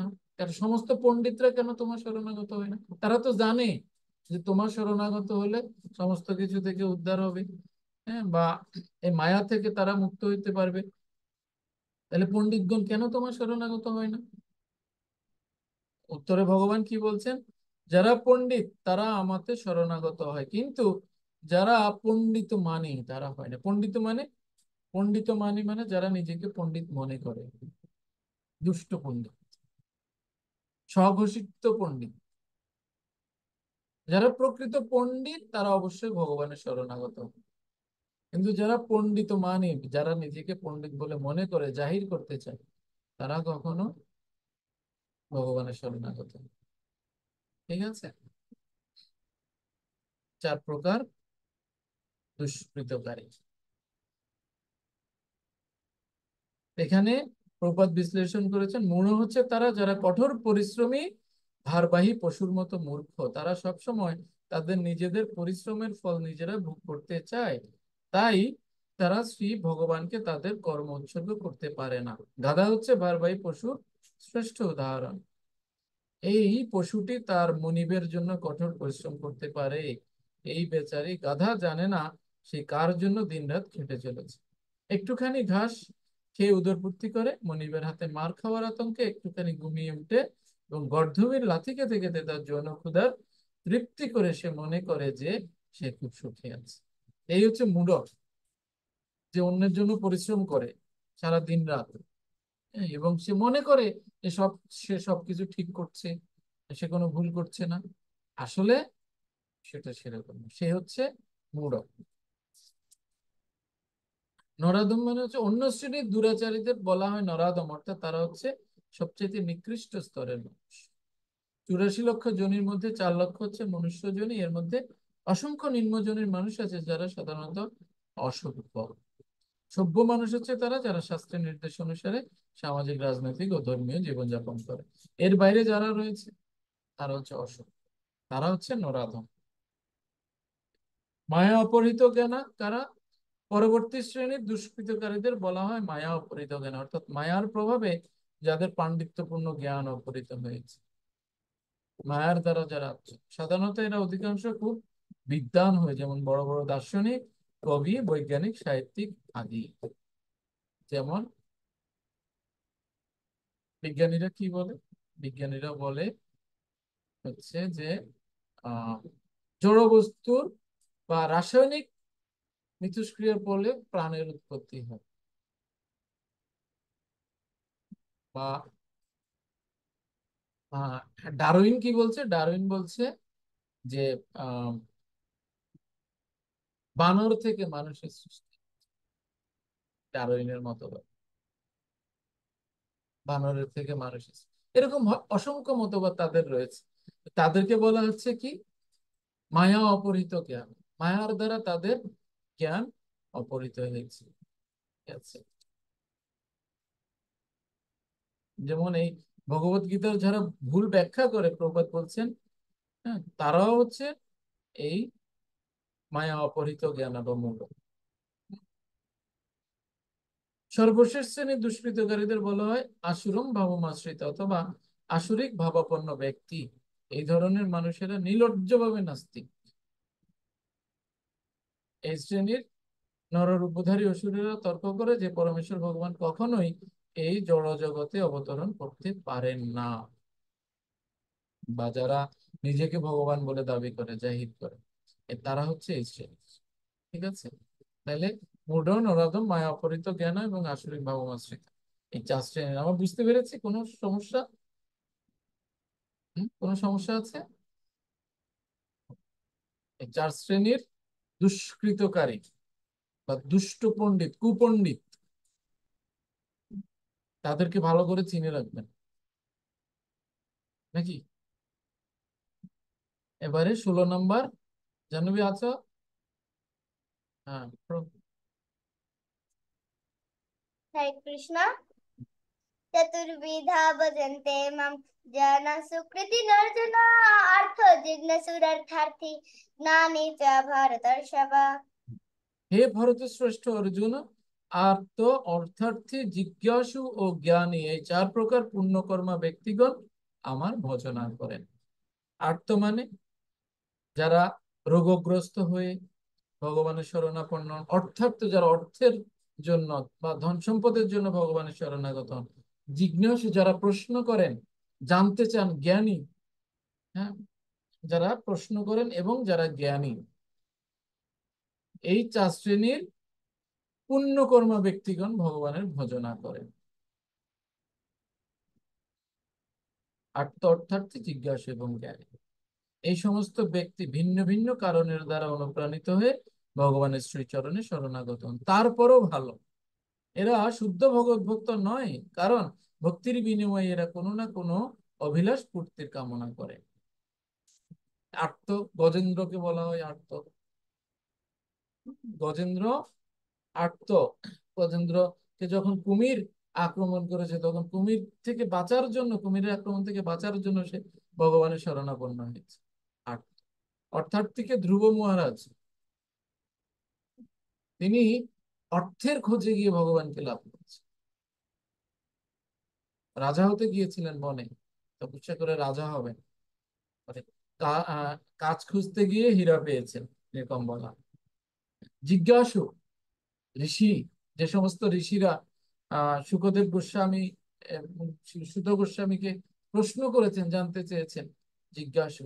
জ্ঞানী স্বয়ং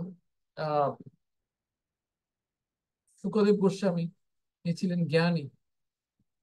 এই চার শ্রেণীর মানুষ, তারা হচ্ছেন পুণ্যকর্মা, যারা ভগবানের ভজনা করেন।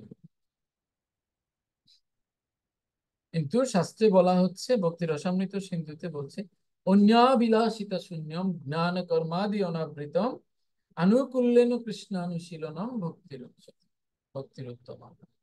এই সমস্ত অন্য অভিলাষ, অন্য ইচ্ছা আদি ইচ্ছা, এগুলো বর্জন করে জ্ঞান, কর্মযোগ আদি নৈমিত্তিক ধর্মের আচরণ থেকে মুক্ত হয়ে অনুকূল ভাবে ভগবান শ্রীকৃষ্ণের দিব্য প্রেমভক্তি সেবা করা হচ্ছে শুদ্ধ ভগবত ভক্তি। তাদের এই চার শ্রেণীর যারা সুকৃতিকারী বা পুণ্যকর্মা, তাদের ভক্তি কিন্তু শুদ্ধ ভক্তি না। তাদের ভক্তি শুদ্ধ ভক্তি না, কিন্তু ভক্তি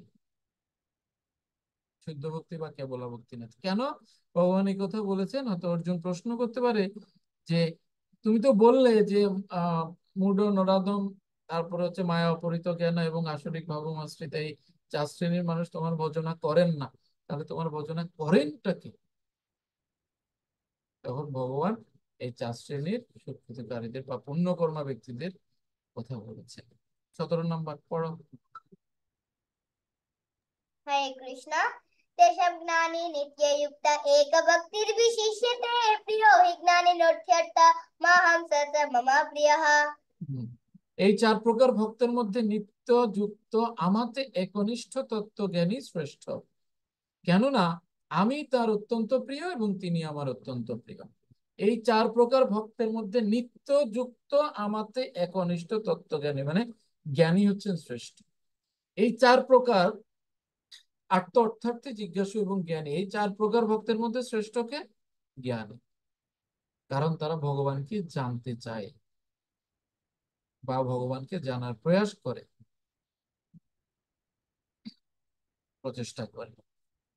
ঠিক আছে, তেষাং জ্ঞানী নিত্য যুক্ত, যে জ্ঞানী নিত্য যুক্ত থাকে। এক ভক্তির বিশিষ্যতে, আমাদের একনিষ্ঠ ভক্তি পরায়ণ তত্ত্বজ্ঞানী। প্রিয় হি জ্ঞানী অর্থ মহম সচ মম প্রিয়, আমি তার অত্যন্ত প্রিয় এবং তিনি আমার অত্যন্ত প্রিয়। প্রকৃত জ্ঞান অন্বেষণ করার ফলে মানুষ উপলব্ধি করতে পারে যে জড় দেহটির থেকে আত্মা ভিন্ন, এবং এই তত্ত্বানুসন্ধানের পথে উত্তরোত্তর উন্নতি লাভ করে তিনি নিরাকার ব্রহ্ম ও পরমাত্মার জ্ঞান উপলব্ধি করেন। পূর্ণরূপে শুদ্ধ হওয়ার পর তিনি উপলব্ধি করতে পারেন যে তার স্বরূপে তিনি ভগবানের নিত্য দাস। জীবের স্বরূপ হয় কৃষ্ণ নিত্য দাস, কৃষ্ণের তটস্থ শক্তি ভেদভেদ প্রকাশ। যিনি প্রকৃতপক্ষে বিদ্যা এবং অবিদ্যা, বিদ্যা হচ্ছে কি ভগবান সম্পর্কিত জ্ঞান, অবিদ্যা হচ্ছে ভগবান ব্যতীত বা আহ শাস্ত্রের বাইরে যে জ্ঞান রয়েছে, কৃষ্ণ সম্পর্কিত নয় এমন বিদ্যা বা এমন জ্ঞান হচ্ছে অবিদ্যা। এখানে বিদ্যার কথা বলা হচ্ছে, নট অবিদ্যা। যে প্রকৃত জ্ঞান অন্বেষণ করার ফলে মানুষ উপলব্ধি করতে পারে, দেহ এবং আত্মার পার্থক্য বুঝতে পারে, এবং আমি যে দেহ নই, আমি যে চিন্ময় আত্মা, সেই উপলব্ধি আসে যে জ্ঞানের ফলে। সেই জ্ঞানী হচ্ছে প্রকৃত জ্ঞান, এবং সেই জ্ঞানী হচ্ছে ভগবানের। এই 4 শ্রেণীর ভক্তের মধ্যে তারা হচ্ছেন শ্রেষ্ঠ। ওকে, 18 নম্বর, জ্ঞানী শ্রেষ্ঠত্ব প্রমাণ করেছেন এখানে। হ্যাঁ, 4 প্রকার ভক্তিপরায়ণ বা অধিকারীগণের মধ্যে কারা শ্রেষ্ঠ, তার উত্তরে ভগবান কথা বলছেন যে জ্ঞানী হচ্ছে শ্রেষ্ঠ। ওকে, 18 নম্বর। Hare Krishna. হুম उदारा सर्व एवैते नानित्वत्मैव मे मतम् आस्थित संयुक्तात्मा मामेवानुत्तमं गतिम्। হুম। এই সকল ভক্তেরা সকলেই নিঃসন্দেহে মহাত্মা, কিন্তু যে জ্ঞানী আমার তত্ত্বজ্ঞানে অধিষ্ঠিত, আমার মতে তিনি আমার আত্মস্বরূপ। আমার অপ্রাকৃত সেবায় যুক্ত হয়ে তিনি সর্বোত্তম গতি স্বরূপ আমাকে লাভ করেন। এই সকল ভক্তেরা সকলেই নিঃসন্দেহে মহাত্মা। 4 শ্রেণীর ভক্ত যারা বা যারা জ্ঞানী, তারা সকলেই মহাত্মা, কিন্তু যে জ্ঞানী আমার তত্ত্বজ্ঞানে অধিষ্ঠিত, আমার মতে তিনি আমার আত্মস্বরূপ। আমার অপ্রাকৃত সেবা যুক্ত হয়ে তিনি সর্বোত্তম গতি স্বরূপ আমাকে লাভ। যদিও সেটা লেইটে হয়, যারা জ্ঞানী বা এই তত্ত্বজ্ঞানী তারা ভগবানকে লাভ করেন কিন্তু অনেক পরে, কারণ এই জ্ঞানের ফলে, এই জ্ঞান অর্জন করার ফলে তারা কি করে বিজ্ঞান যোগ অনুশীলন করে বা ভগবানের প্রেমময়ী সেবায় যুক্ত, এবং প্রেমময়ী সেবায় যুক্ত হওয়ার ফলে তারা ভগবানের শুদ্ধ ভক্তে পরিণত হয়। খুব কাছাকাছি এই জ্ঞানী এবং শুদ্ধ ভক্তের মধ্যে, খুব মানে কাছাকাছি থাকে তারা। এই জ্ঞান, প্রকৃত জ্ঞান চর্চার মাধ্যমে সে শুদ্ধ ভক্তে পরিণত হয় ধীরে ধীরে। ঠিক আছে, শ্রীমদ্ ভাগবতমে বলছে কি সাধব হৃদয়মহ্যম সাধুনাম হৃদয়ম তোহম মদন্যত তেন জানন্তি নাহম তেভ্যো মনাগপি। ভক্তেরা আমার হৃদয়ে সর্বদা নিবাস করেন এবং আমিও সর্বক্ষণ তাদের হৃদয়ে বিরাজমান থাকি। আমাকে ছাড়া ভক্ত আর কিছুই জানেন না, আর আমিও তাই ভক্তকে কখনোই ভুলতে পারি না। আমার শুদ্ধ ভক্তের সঙ্গে আমার যে সম্পর্ক তা প্রগাঢ় প্রেমময় ও আন্তরিক। পূর্ণ জ্ঞানী শুদ্ধ ভক্তেরা কখনোই পারমার্থিক সান্নিধ্য বর্জন করে না, তাই তারা আমার এত প্রিয়। তাই না? একবার বলেছিলাম কিনা মনে নেই, একবার ভগবান রামচন্দ্র, তো তিনি তার রাজ্যে ঘোষণা করছেন যে আহ, ভগবানকে কারা কারা ভালোবাসে, তার একটা তালিকা করেছেন তিনি। 100 ভক্তের যারা ভগবানকে প্রচন্ড রূপে ভালোবাসে, সেরকম 100 ভক্তের তালিকা করেছে। তো ধরুন আমাদের এরকম বিভিন্ন প্রতিযোগিতা হয় না, প্রতিযোগিতার ফলে মনে করুন যে প্রথম দ্বিতীয় তৃতীয় হয়, যখন পুরস্কার বিতরণ করা হয় ঠিক তার আগের মুহূর্তে সে বিজয়ীদের কেমন অনুভূতি হয়? হ্যাঁ, খুব ভালো লাগে না? একটু পরে আমাকে ডাকবে, এরকম একটা এক্সাইটমেন্ট। তো হনুমানেরও এরকম একটা এক্সাইটমেন্ট ছিল যে ভগবান এখন ঘোষণা করবেন যে কারা কারা ভগবানকে ভালোবাসে। তো তার নাম তো সবার আগে তো আমার নাম থাকে, এটা তো জানাই কথা, কারণ আমি আমার চেয়ে ভগবানকে কেউ বেশি ভালোবাসতে পারে না। ভগবান একে একে নাম বলছেন, এক যায়, দুই যায়, তিন যায়, হ্যাঁ, 70, 80, 90, 95, 96, 97, 98, 99, 100 নেই, হনুমানের নাম নেই। ব্যাস, হনুমান তো বেঁকে বসেছে। হ্যাঁ, আমি তাহলে ভগবানকে ভালোবাসি না, আমি কি করি, থাক, আমার নাম বলতে হবে না, মানে অভিমান ছিল। তখন রামচন্দ্র তিনি তো বুঝতে পেরেছেন, ডাকলেন হনুমানকে, হ্যাঁ হনুমান তোমার অভিমান হয়েছে, অপেক্ষা করো। এরপর আরেকটা ডায়েরি বের করলেন, সেখান থেকে মানে পড়ছেন কাদেরকে ভগবান রামচন্দ্র ভালোবাসেন। সেখানে সবার আগে হনুমানের নাম। ঠিক ভক্তের সাথে ভগবানের সম্পর্কটাই এরকম। ভক্ত যেমন ভগবানকে ছাড়া একটা মুহূর্ত থাকতে পারে না, ভগবানও তার ভক্তকে ছাড়া একটা মুহূর্ত থাকতে পারে না।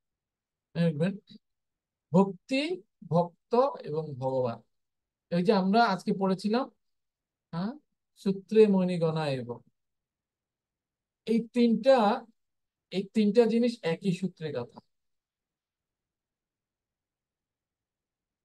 ভক্ত, ভক্তি এবং ভগবান, তিনটাই ভ দিয়ে, একটাকে বাদ দিয়ে আরেকটার কোনো অস্তিত্ব নেই। ভক্ত এবং ভক্তি না থাকলে ভগবান ভগবানই নেই।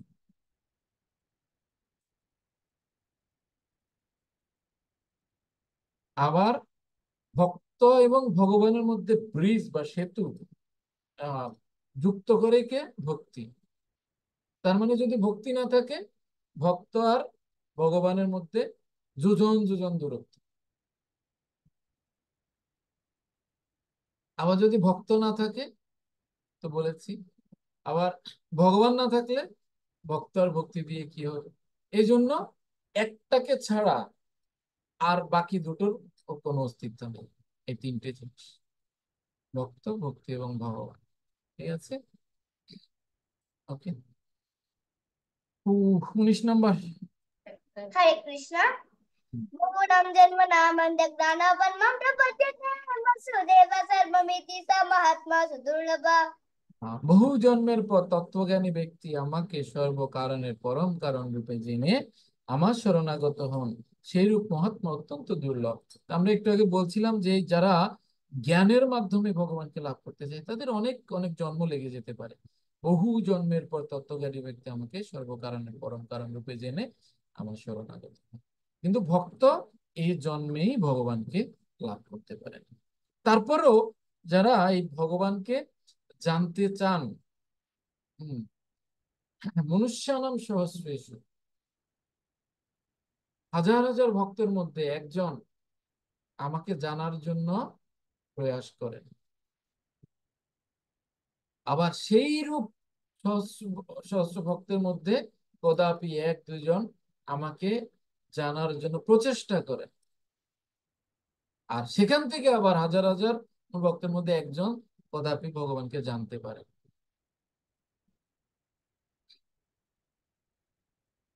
ভগবান চিন্তা করছেন যে অর্জুন যদি এখন বলেন, কিন্তু সেই জ্ঞানী কত সময় পরে ভক্তিতে অধিকারী হবে? তার উত্তরে কৃষ্ণ বলছেন বহু জন্মের পরে, কিন্তু তিনিও দুর্লভ। জ্ঞানীর সুদুর্লভ, জ্ঞানী সুদুর্লভ, এটা সচরাচর পাওয়া যায় না যারা প্রচেষ্টা করে ভগবানকে জানার জন্য। এই সহস্র শিষ্যা পুরুষে সহস্রাক্ষ সহস্রপাদ স্বভূমি বিশ্বত বৃত্তাত্ম তিষ্ঠত্ব সংগুলম, তিনি 10 আঙ্গুল পরিমিত জায়গার মধ্যে অধিষ্ঠান করেন। পুরুষমেবেদম সর্বম যদ্ভূত যচ্চ ভব্যম উতামৃতত্বশেষান যদন্যেনাতিরোহতি।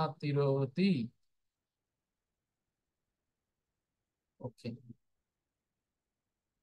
20 থেকে 25 দেবোপাসনা এবং নির্বিশেষবাদ,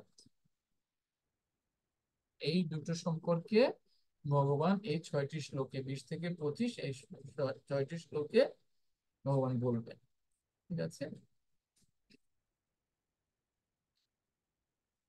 পড়ো 20 নম্বর।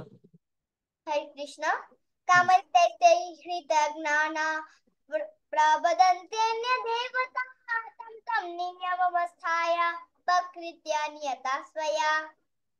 জড় বাসনা, জড় কামনা বাসনার দ্বারা যাদের জ্ঞান অপহৃত হয়েছে তারা অন্য দেবদেবীর শরণাগত হয় এবং তাদের স্বীয় স্বভাব অনুসারে বিশেষ নিয়ম পালন করে দেবতাদের উপাসনা করে। বোঝা গেল? তাহলে কারা দেবদেবীর উপাসনা করে? জড় কামনা বাসনার দ্বারা যাদের জ্ঞান অপহৃত হয়েছে তারা দেবদেবীর উপাসনা। তারা অন্য দেবদেবী শরণাগত এবং তাদের স্বীয় স্বভাব অনুসারে বিশেষ নিয়ম পালন করে দেবতাদের উপাসনা করে। সোজা কথা, কারা দেব উপাসক? যাদের জড় কামনা বাসনার দ্বারা জ্ঞান অপহৃত হয়েছে তারা দেবদেবীর উপাসক।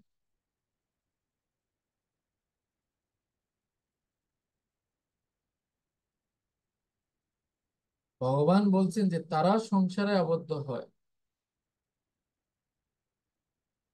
এই যারা দেবোপাসক তারা এই সংসারে আরো বেশি করে আবদ্ধ হয়।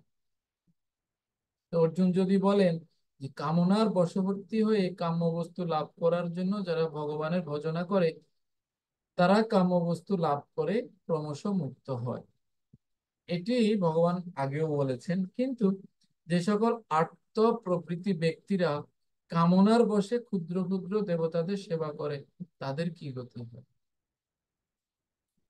তাদের কি গতি হয়?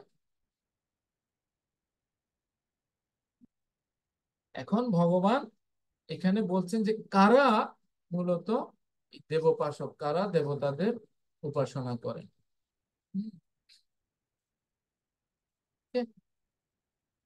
তারা কি হয়? তারা সংসারে আবদ্ধ হয়। তাদের গতি কি হয়? তারা সংসারে আবদ্ধ। এই 20, 21, 22, 23 এই 4টি শ্লোকে ভগবান সেটাই বোঝাতে চাইছে যে তারা এই সংসারে আবদ্ধ হয় এই দেব উপাসনার ফলে।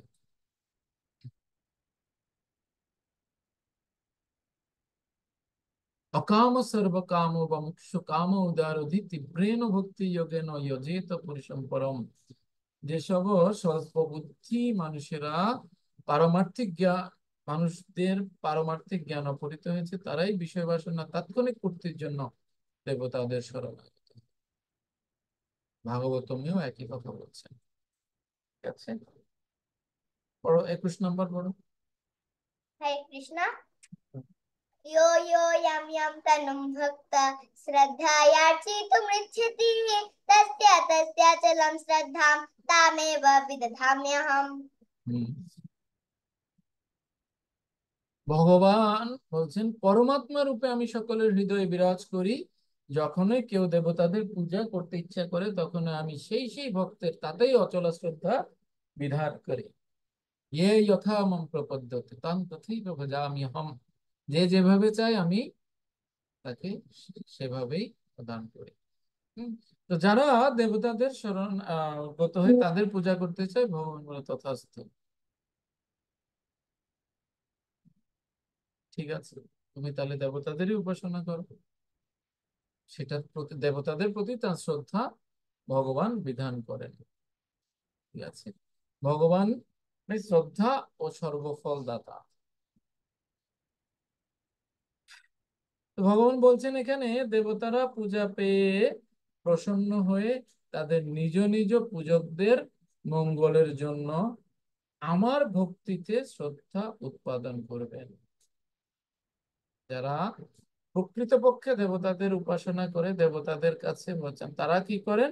বা দেবতাদের সন্তুষ্ট করেন। দেবতারা তাদের ভক্তিকে ভগবানের প্রতি নিবেদন করার জন্য তাদেরকে প্রকৃতপক্ষে উপদেশ প্রদান করেন বা তাদের যে ভগবানের প্রতি ভক্তি উৎপাদন করেন। দেবতারা যখন নিজের ভক্তদের শ্রদ্ধা উৎপাদন করতে পারে না, নিজেরই তাদের ঠিক মতো শ্রদ্ধা নেই, তাহলে তারা তাদের ভক্তদের কিভাবে শ্রদ্ধা উৎপাদন করবে? এবং তারা তাদের নিজের প্রতি যে ভক্তদের শ্রদ্ধা উদয় করতে পারে না, সেটাও ভগবান করতে হয়। আমরা এর আগে শ্লোকে দেখেছি যে যারা দেবতাদের উপাসনা করতে চায়, ভগবান তাদের প্রবৃত্তিকে দেব উপাসনায় নিযুক্ত করে। তাহলে সেটাও তো দেবতারা পারে না। দেবতারা চাইলেই কাউকে তার ভক্ত বানাতে পারে না। তাহলে তারা ভগবানের ভক্ত তারা কিভাবে বানায়, বা ভগবানের ভক্তিতে শ্রদ্ধা কিভাবে উৎপাদন করে? তো তারাও কি করে? তারাও ভগবানের কাছে তো প্রার্থনা করে যে হে ভগবান, আহ এই ভক্ত সে ভুল করেছে, বা সে আমাকে প্রপত্তি করতে চাচ্ছে না জেনে, অজ্ঞানতার বশবর্তী হয়ে, আপনি তাদেরকে আপনার শুদ্ধ ভক্তি প্রদান করেন।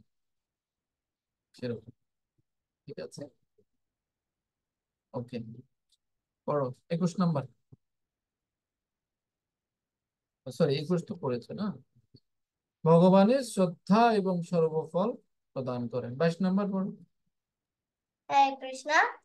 सतया श्रद्धया युक्तस्तस्य राधानामीहते लभते च ततः कामान् मयैव विहितान् हितान्। সেই ব্যক্তি শ্রদ্ধাযুক্ত হয়ে সেই দেবতার আরাধনা করেন এবং সেই দেবতার কাছ থেকে আমারই দ্বারা বিহিত কাম্য বস্তু অবশ্যই লাভ করেন। দেবতারা যা এনে দেবে সেটা তারা কার কাছ থেকে আনবে? ভগবানের কাছ থেকেই আনবে। ঠিক আছে? আহ বিষয়টা হচ্ছে এরকম, আহ ধরুন কারো কাছে টাকা পয়সা নেই। এখন আমাদের জাহ্নবীর বার্থডেতে তাকে নিমন্ত্রণ করা হয়েছে। এখন সে যাবে, গিফট নিয়ে যাবে। তাহলে গিফট সে নিশ্চয়ই কারো কাছে চাইবে, হ্যাঁ আমাকে 100 টাকা দিন, 200 টাকা দিন, বা 500 টাকা দিন, আমি কিছু গিফট নিয়ে যাব। তো বিষয়টা হচ্ছে এরকম, দেবতাদের কাছে তো কিছু নেই নিজের বলে। তো কেউ যখন তাদের কাছে কিছু চায়, তখন তারা ভগবানের কাছে গিয়ে হাত পাতে, ভগবান এটা চাইছে, আর কি দিন জানো, ঠিক আছে নাও, নাও, দিয়ে আসো। বিষয়গুলো হচ্ছে সেরকম। ঠিক আছে? তো সেই জিনিস তাদের কাছে কেন চাইবো? আমার প্রয়োজন হলে তো আমি তো ভগবানের কাছেই চাইতে পারি, ঠিক না? ঠিক কি না? এখন এই যে এখন দ্রব্যমূল্যের দাম অনেক কমে গেছে, কেন? মধ্যস্বত্বভোগী কমে গেছে। সরাসরি যদি ক্রেতারা কৃষকদের কাছ থেকে নিতে পারে, বা সবজির মালিকদের কাছ থেকে নিতে পারে, তখন সেটা আরো কম দামে পাওয়া যায়, ঠিক কি না? তদ্রূপ এই ভক্তিটা যদি ভক্ত ভগবানের কাছে চায়, তাহলে অনেক কম মূল্যে পাওয়া যাবে। আবার যদি মধ্যস্বত্বভোগী দেবতাদেরকে ধরে, তখন সেটার দাম বেড়ে যাবে। তাদেরকে সন্তুষ্ট করতে হবে, দেবতাদেরকে। তো তারা গিয়ে আবার ভগবানকে সন্তুষ্ট করবে, ভগবান দেবে, তারাই নিয়ে আবার আমাদেরকে দেবে। ঠিক আছে? সিন্ডিকেটের তো দরকার নেই, আমরা সরাসরি কোনো কিছু প্রয়োজন হলে ভগবানের কাছেই চাইতে পারি। ওকে।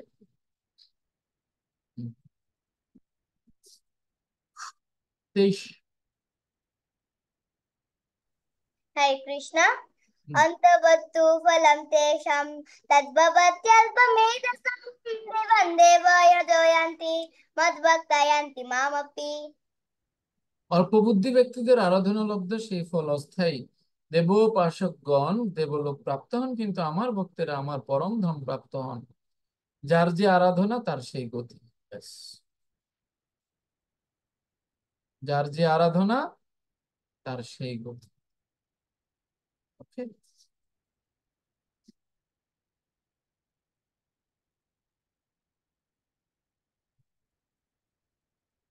24 নম্বর শ্লোকে পড়ো, পড়ো 24। হুম। अव्यक्तं व्यक्तमापन्नं मन्यन्ते माम बुद्धयः परं भाव न जानन्त ममाव्ययमनुत्तमम्। পরম ভাব মজানন্ত মমাব্যায় মনুত্তমম।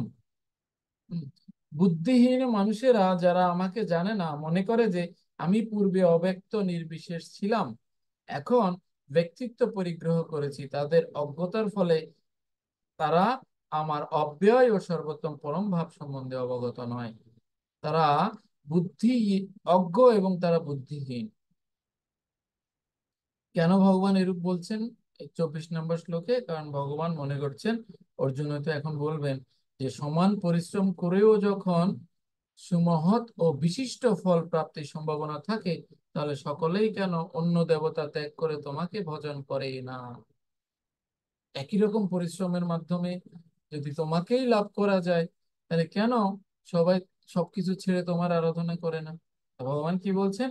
যারা বুদ্ধিহীন, বুদ্ধিহীন মানুষেরা যারা আমাকে জানে না, মনে করে যে আমি পূর্বে অব্যক্ত নির্বিশেষ ছিলাম, এখন ব্যক্তিত্ব পরিগ্রহ করেছি, তাদের অজ্ঞতার ফলে তারা আমার অব্যয় ও সর্বোত্তম পরম সম্পর্কে অবগত নয়। আর অবগত নয় বলে তারা দেব উপাসনা করে, কারণ তাদের বুদ্ধি অতীব ক্ষীণ, সামান্য বুদ্ধি তাদের। তাহলে দেব উপাসনা আমরা জানলাম, দেব উপাসনা কারা করে? দেব উপাসনা করে হচ্ছে যাদের শ্রদ্ধা যুক্ত, তারা আহ কি নেই, যাদের পরিপূর্ণ জ্ঞান নেই, যাদের পরিপূর্ণ জ্ঞান নেই এবং যাদের যে ভক্তিটা বা কামনা বাসনার দ্বারা, যাদের ভক্তিটা নিলিপ্ত হয়ে গেছে কামনা বাসনার দ্বারা। এটা চাই, ওটা চাই, হ্যাঁ, ধনম দেহি, জনম দেহি, সর্বম দেহি, সবকিছু দাও, তারা দেবতাদের উপাসনা। আর করবে কিভাবে বলুন তো? ভগবানের উপাসনা করলে ভগবান উল্টো নিয়ে দেয়। তাহলে ভূতে পাইছে জেনে শুনে নিজের সর্বনাশ করা। যে করে আমার আশ আমি করি তার সর্বনাশ। কি নিবে প্রভু? যে ভগবানের কে লাভ করতে চায়, ভগবানকে ভক্তি করতে চায়, ভগবান তার নাকি সমস্ত কিছু হরণ করে নিয়ে দেয়। তা কে আছে এই জগতে এত বোকা? এরপরে কি বলছে? মানে তারপরেও যে না ছাড়ে আমার আশ, আমি হই তার দাসের দাস। মানে এই সর্বনাশের ফলেও যে টিকে থাকে বা যে ভগবানকে ধরে রাখে, ভগবান তার দাস হয়ে যান। তো ওটা সহ্য করা খুব কঠিন। যে করে আমার আশ আমি করি তার সর্বনাশ। ভগবানের করুণা হচ্ছে কি, ভগবান করুণা করে তো সমস্ত জাগতিক সম্পদ হরণ করে, স্ত্রী, পুত্র, কন্যা, সম্পদ সব নিয়ে যায়। এটা ভগবানের করুণা। সেটা হচ্ছে ওকে। 25 নম্বর শ্লোক আমরা এখানে আজকে শেষ করব। 25 নম্বর শ্লোক পড়ো। हरे कृष्ण। হুম। न हम प्रकाश सर्वस्य योगमाया समावृतः मूढोऽयं न विजानाति लोकमामजमव्ययम्। নাহং প্রকাশ সর্বস্য যোগ মায়া সমাবৃতঃ মূঢ়োऽয়ং নাভিজানাতি লোকো মাম যমব্যয়ম। আমি মূঢ় ও বুদ্ধিহীন ব্যক্তিদের কাছে কখনো প্রকাশিত হই না, তাদের কাছে আমি আমার অন্তরঙ্গ শক্তি যোগমায়া দ্বারা আবৃত থাকি, তাই তারা আমার অজ ও অব্যয় স্বরূপকে জানতে পারে না। তার জন্য দুর্যোধন আদি কৌরবরা ভগবানকে জানতে পারে। কেন? কারণ ভগবান যোগমায়ার দ্বারা তাদের কাছে নিজেকে আবৃত করে রেখেছে। তারা দেখেছেন কিন্তু ভগবানকে বুঝতে পারেন। হম। ভগবান অজ্ঞের কাছে আবৃত থাকে। সেই বুদ্ধিহীন মানুষদের অজ্ঞানতার কারণ কি? অর্জুন জিজ্ঞেস করছেন। ভগবান বলছেন তার উত্তরে যে তাদের আর কি কথা, এমনকি আমার প্রতি ভক্তিবিহীন কিন্তু শাস্ত্র জ্ঞানে যে পারদর্শী এমন ব্যক্তিও আমার তত্ত্বজ্ঞান জানতে পারে, এ বিষয়ে তারাও অল্প বুদ্ধি সম্পন্ন। মানে ভগবানের প্রতি ভক্তি নেই কিন্তু শাস্ত্র জ্ঞানে পারদর্শী, অনেক কিছু জানে, অনেক কিছু জানে, কিন্তু মানে জ্ঞান আছে, বিজ্ঞান নেই, প্রয়োগ নেই। তারাও ভগবানকে জানতে পারে না, তারাও অল্প বুদ্ধি সম্পন্ন। জানুক না সে অনেক শাস্ত্র, কিন্তু তারপরে সে অল্প বুদ্ধি সম্পন্ন যদি ভগবানের প্রতি তার সেই অচলা ভক্তি বা শ্রদ্ধা ভক্তি না থাকে, ভগবান অজ্ঞের কাছে নিজেকে আবৃত করে রাখেন। হিরণ্ময়ীন পাত্রেণ সত্যস্যাপি হিতম মুখম তত্ত্বম পূষণ্য পাবৃণু সত্য ধর্মায় দৃষ্টয়ে। ভগবান এই হিরণ্ময়ীন পাত্রেণ মানে এই ব্রহ্মজ্যোতির আবরণ দ্বারা নিজেকে আবৃত করে রাখেন। সেজন্য আমরা ভগবানকে দর্শন করতে পারি না। ওকে, তাহলে আজকে আমরা এ পর্যন্তই পড়লাম 25 নম্বর, এবং নেক্সট ক্লাসে আমরা 26 থেকে সর্বশেষ শ্লোক পর্যন্ত দেখব যে মোহ এবং মোহমুক্তির পন্থা, মোহ কি এবং কিভাবে মোহ থেকে মুক্ত হওয়া যায়। ঠিক আছে, শ্রীল প্রভুপাদ কি জয়। সমবেত ভক্তবৃন্দ কি জয়। গৌর প্রেমানন্দে হরি। কারো কোনো প্রশ্ন? একটা ছবি তুলি। মহানন্দ প্রভু একটু ক্যামেরাটা অন করুন। হরে কৃষ্ণ। মহানন্দ নিমাই প্রভু একটু ক্যামেরাটা অন করুন। কোথায়?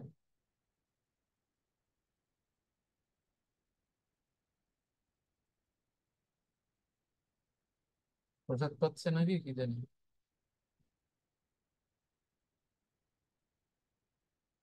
উফ,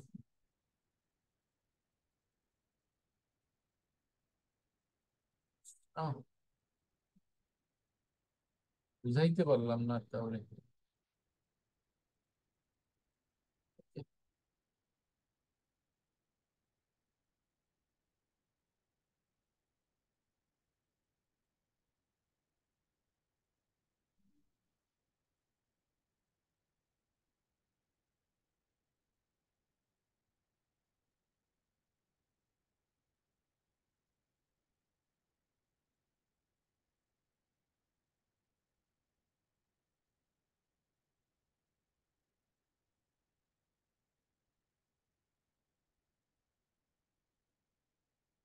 ও বলুন।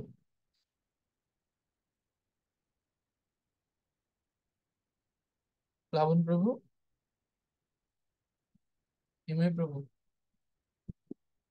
ও এখানে 25 নম্বর শ্লোকের মানে অনুবাদে এখানে বলছে যে তাদের কাছে আমি আমার অন্তরঙ্গ শক্তি যোগমায়া দ্বারা আবৃত থাকি। আমি মানে এখানে বিষয়টা ঠিক ক্লিয়ার বুঝতে পারি না, অন্তরঙ্গা আর যোগমায়া বলতে অন্তরঙ্গা যোগমায়া বলতে মানে বহিরঙ্গ শক্তিকে বোঝানো হয়েছে নাকি প্রভু?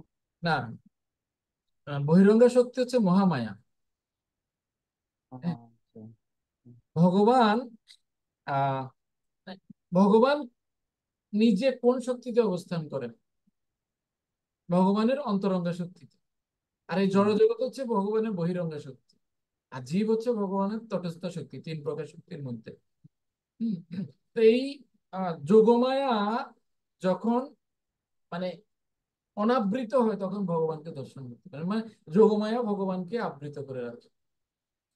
পর্দা, ভগবানের পর্দা হচ্ছে যোগমায়া, বহিরঙ্গা শক্তি। বহিরঙ্গা শক্তি তো বাইরে, এটা বাইরে। এই ভগবানের ধাম, ভগবান স্বয়ং যোগমা এই অন্তরঙ্গা শক্তি বা যোগমায়াতে অবস্থান করে। হুম।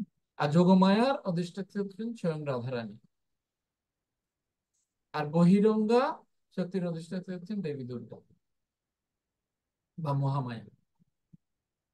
মানে জড়জগৎ দেখেন কে, বা যারা ভগবানের ভক্ত নয়, যারা অসুর, তারা এবং এই জড়জগৎ দেখেন হচ্ছে মহামায়া, দেবী মহামায়া। আর চিৎ জগৎ বা যারা ভগবানের ভক্ত তাদেরকে দেখেন দেবী যোগমায়া। হুম। ঠিক আছে, এই যোগমায়া হচ্ছেন আবার রাধারানীর অন্তর্গত, রাধারানীর প্রতিনিধি। বিশ্বভোগ ছিল এখানে দাঁড়াদাঁড়ি। ঠিক আছে, ওই, বোঝা গেল? হুম, ঠিক আছে প্রভু, বুঝলাম। ভগবানের ধাম, ভগবান স্বয়ং এই অন্তরঙ্গা শক্তিতে অবস্থান করে। ঠিক আছে, মানে এটা হচ্ছে ভগবানের ভেতরের শক্তি। যেমন ভগবত ধামে কি হয়, ভগবত ধামে কোনো সূর্য নেই, ভগবানের যে দেহের যে আলো বা প্রভা বা জ্যোতি, সেটার দ্বারা পুরো ধাম আমরা ক্যামেরাটা সরে যান, আলোকিত। নড়িলে তো ক্যামেরা ঘুরে তারপর। দেখা এই সমস্ত হচ্ছে ভগবানের ভেতরের, ভগবানের ভেতরের যে শক্তি। আর বাইরের একটা জগৎ আছে, সেটা হচ্ছে বহিরঙ্গ শক্তি। দুটোই ভগবান থেকে সৃষ্টি। কিন্তু ওর দায়িত্ব দিয়ে রেখেছে, তুমি ওইটা সামলাও, তুমি এটা সামলাও, তুমি ঘর সামলাও, তুমি বাইরে সামলাও, ঠিক কি না? এই বিষয়টা হচ্ছে সেরকম। ও বোঝা গেল প্লাবন প্রভু? ওকে, ঠিক আছে। ঠিক আছে, আশা আশা করি আর কারো কোনো প্রশ্ন নেই।